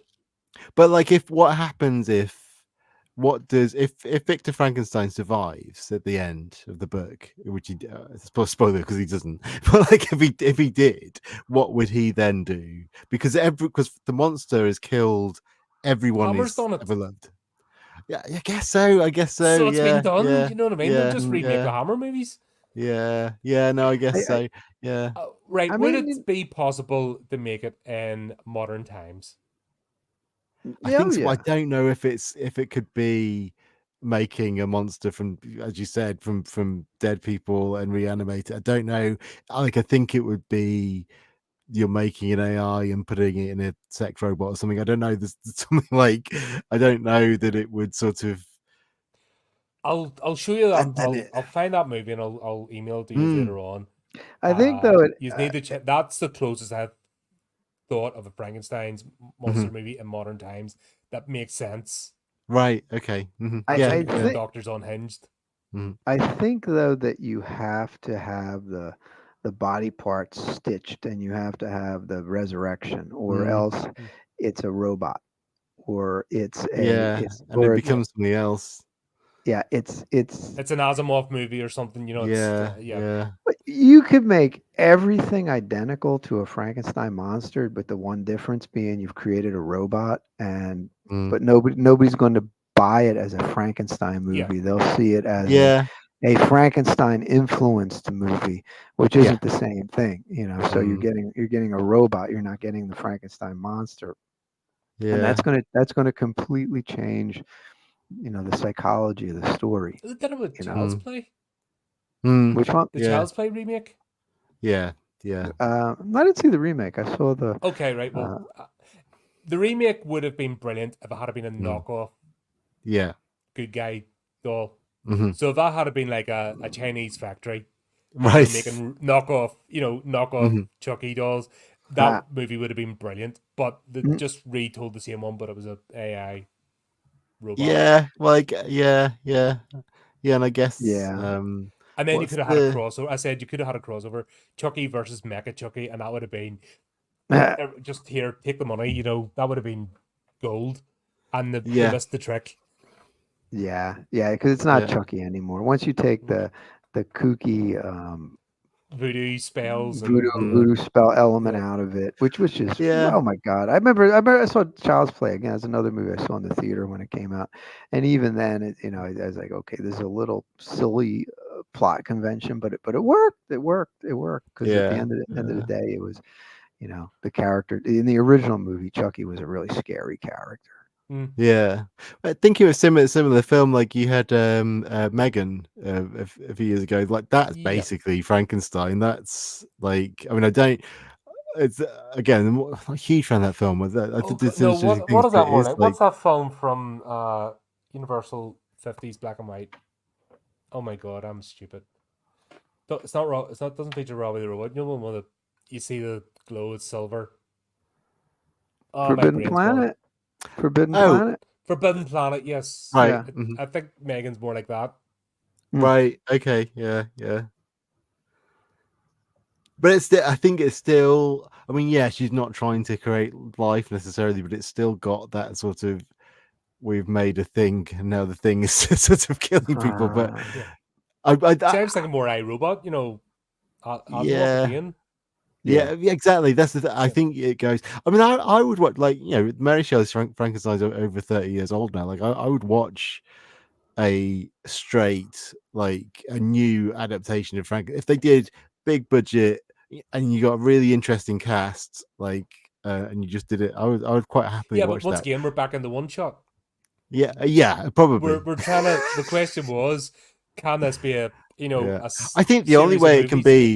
the only way it can be a series is if you do it which is what they tried to do, but it didn't work. But if you did, say you do the one shot, but at the end, Dracula turns up, because that's what they did in the with the Marvel stuff. Is after every film you have their post credits thing, Mm. and they are standalone films, but you have the post credits thing. So if you the post credits, there's no mention of a franchise or a sequel or anything until post credits then Dracula turns up, and then I think you could do Are you like thinking like even like a horror. Freddy versus Jason? He picks up Yeah. Frankenstein's Yes, head. yeah. Wow.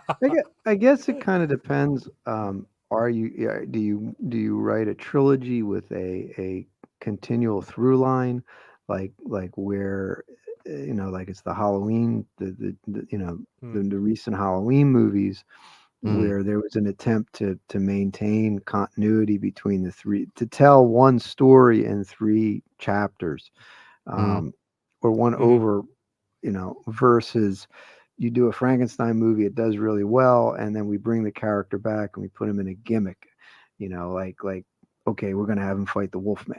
That's mm. you're continuing the character, but you're continuing him in a series of standalone movies, even though chronologically it's picking up from where Almost it like an was. adventure Mm. series. Mm.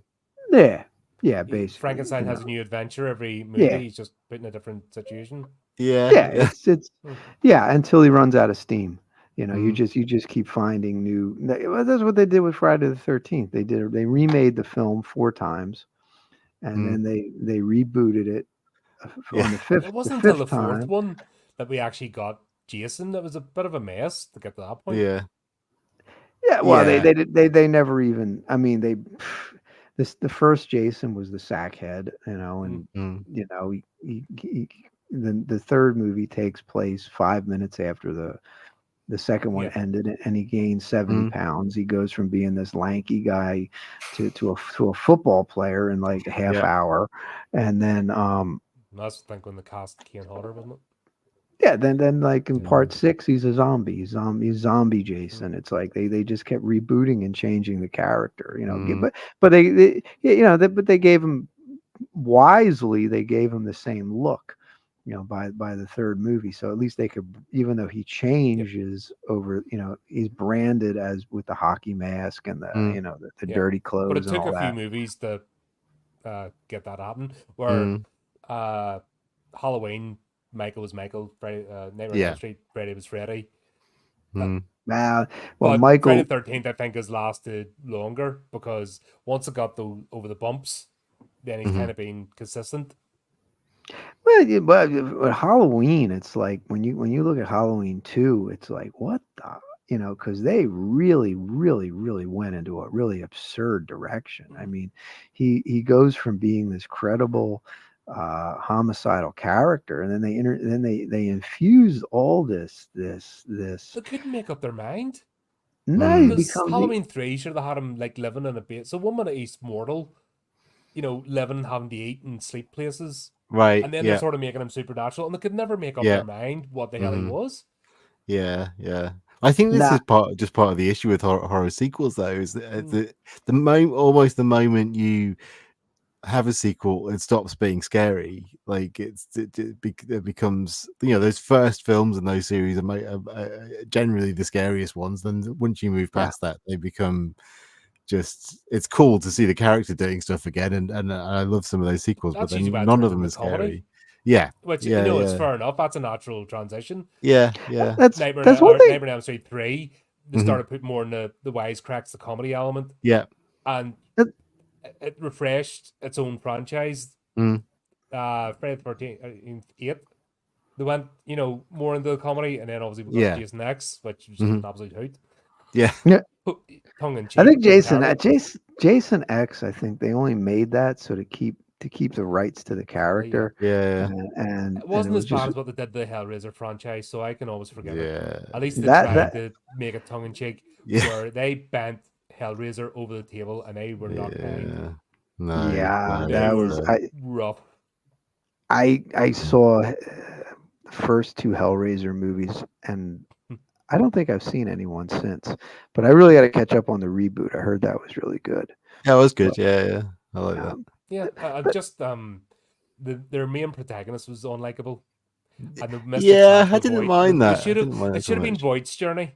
Like that whole Mm. movie should have been Voight's journey. That would have been At cool, that and maybe point, kept yeah, I that for the was next like, one. yeah, no, I agree with that. I agree with that. That was a more yeah, interesting story. yeah. Once you got a dislikable protagonist, everybody's cheering for the monster. So you Mm. kind of I just did a video earlier on. It's going to drop tomorrow about Green, Mhm. Oh, no what's her comment. face, Melissa Barrera, Mhm. and her. I was talking about her character in Mhm. Abigail, and you could copy and paste hobo junkie girl from Hellraiser, from the remake of Evil Dead, from blah blah blah. It's Right. all exactly the same character. You could Mm. swap those actresses around. You can't tell the Right. difference. Mhm. It's sad. Mm. That's interesting. Yeah. Mm. Yeah, you thought I was going to go somewhere else, and I didn't. I went a completely different direction because that's what I do on this channel. Oh. I don't get into that nonsense. Hmm. No, but yeah, I mean, you're going to keep seeing what aspect That's what we're features. trying to figure out, Chris. Mm. We're going to be here for another 5 hours. I know it's at 3 hours aside for the stream. I wasn't expecting us to be talking right up to it. I thought that was to give everyone a chance to thing, Well, but it's still like to answer that question again. It's still got to be Frankenstein. If you veer too far away from it, you're creating an homage, yeah, I think and it's got to be the creating life. I think that's because that's where all the yeah, themes and it come has to be from. different body parts. That can't be anything Mm. else. but Yeah. it, but Yeah. it has to be contemporary in some way. Like, uh, not to keep ragging on Hammer, but they made an outstanding final entry with Frankenstein and the Monster from Hell. Mm. Um, it's a great film. Yeah. It's a really funny film. So like intentionally funny. Some of Peter Cushing's lines in it are just really good. Yeah, but Um, by 1974, you could nobody wanted to see a gothic horror movie. This was No. No. Exorcist. This was, Mm. and then Andy Warhol's Frankenstein already parodied uh, Yeah. the Franken. That really, really, um, I don't want to say damaged, but at the time, it really made it hard to do a serious Frankenstein film Mm. after Andy Warhol's Frankenstein appeared, because that kind of changed the psychology of what you were going to expect from a Mhm. Frankenstein movie. It was more like gore, exploitation, uh, don't take it too seriously. And not that Andy Warhol's Frankenstein made $100 million. I mean, it was a cult film, but Mm. I think it really drove home the point that this type of old-fashioned movie making is old-fashioned. So you Mm. you couldn't you couldn't keep doing Frankenstein set in the 1800s. You had to do Mhm. something different. But it's a hard character to bring into the modern world. Because mm, Yeah. one Yeah. one of the big benefits, or rather the big successful elements of the novel and the movies is that it's taking place in the near future. This is Mm. something that's not a thousand. I mean, by the near future, I mean the medical advancement or the scientific advancement to raise the dead. It just seems like something that may be 15 years down the road, but it just Mm. happens prematurely, and the world's not ready for it. Um, so if you do that today with a Frankenstein movie, you have to do something similar. You have to base it in the current landscape, but just a little bit ahead. Like we're a little bit ahead of where we're at now. And look at what I came Mhm. up with. I can raise the dead. I can give life to the dead. So it's got to Mhm. fit in. It's got to fit in that way, and it's got to have something original. It's got to have something unique, because I don't think you're going to get much traction out of I mean, again, it's public domain, and you yeah, have plenty and plenty and plenty of these crowdfunding and streaming services, independent films and Mhm. all this. You'd think somebody would make a Frankenstein movie, but Mhm. I don't think I think they don't make them, or don't make that many of them, because it just wouldn't be original, and Mm. it has nothing really to set it apart. So until you can come up with an idea that really sets it apart and makes it, gives you a motivation to watch a Frankenstein movie other than to see a retread, you're not going to you're not going to see people run with it like they ran with it in the past. Because yeah, Mm. in the past, you had a lot of directions you could go with it. you could do a lot of different things with it, and then Mhm. you find out that you can't do a lot of different things with it because the monster, you got to you got to keep the monster with the doctor. You have to keep him with the laboratory.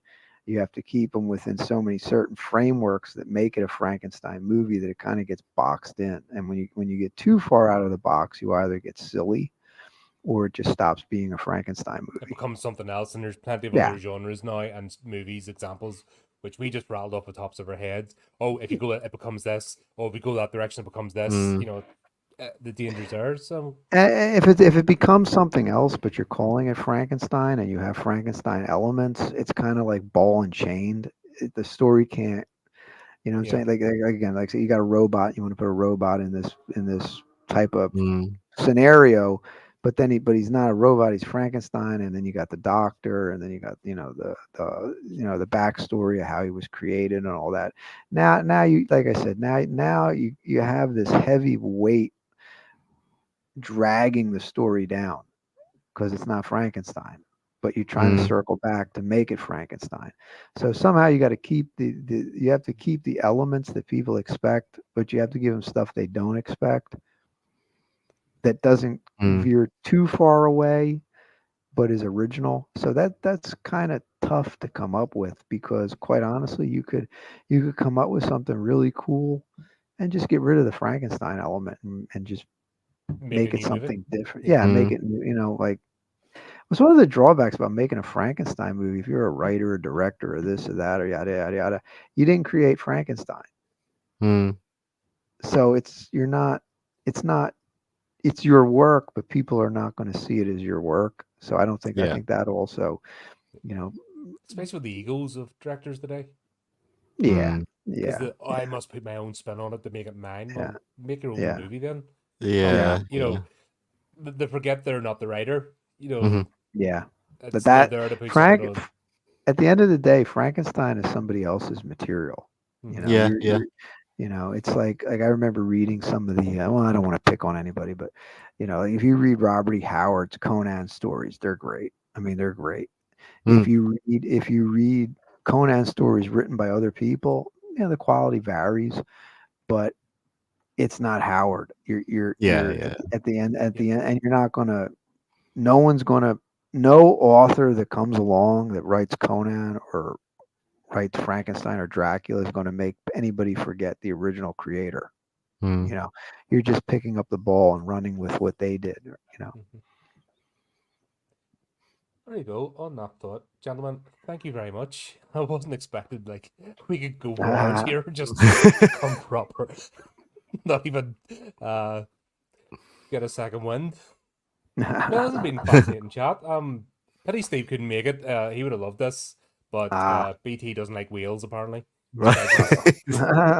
He decided to conk out, so no one can do with that. Mm. But yeah, great stuff. And watch out for the Kickstarter. We come up with a brilliant idea. yeah, yeah, yeah, This yeah. could be a bit of a thinker overnight.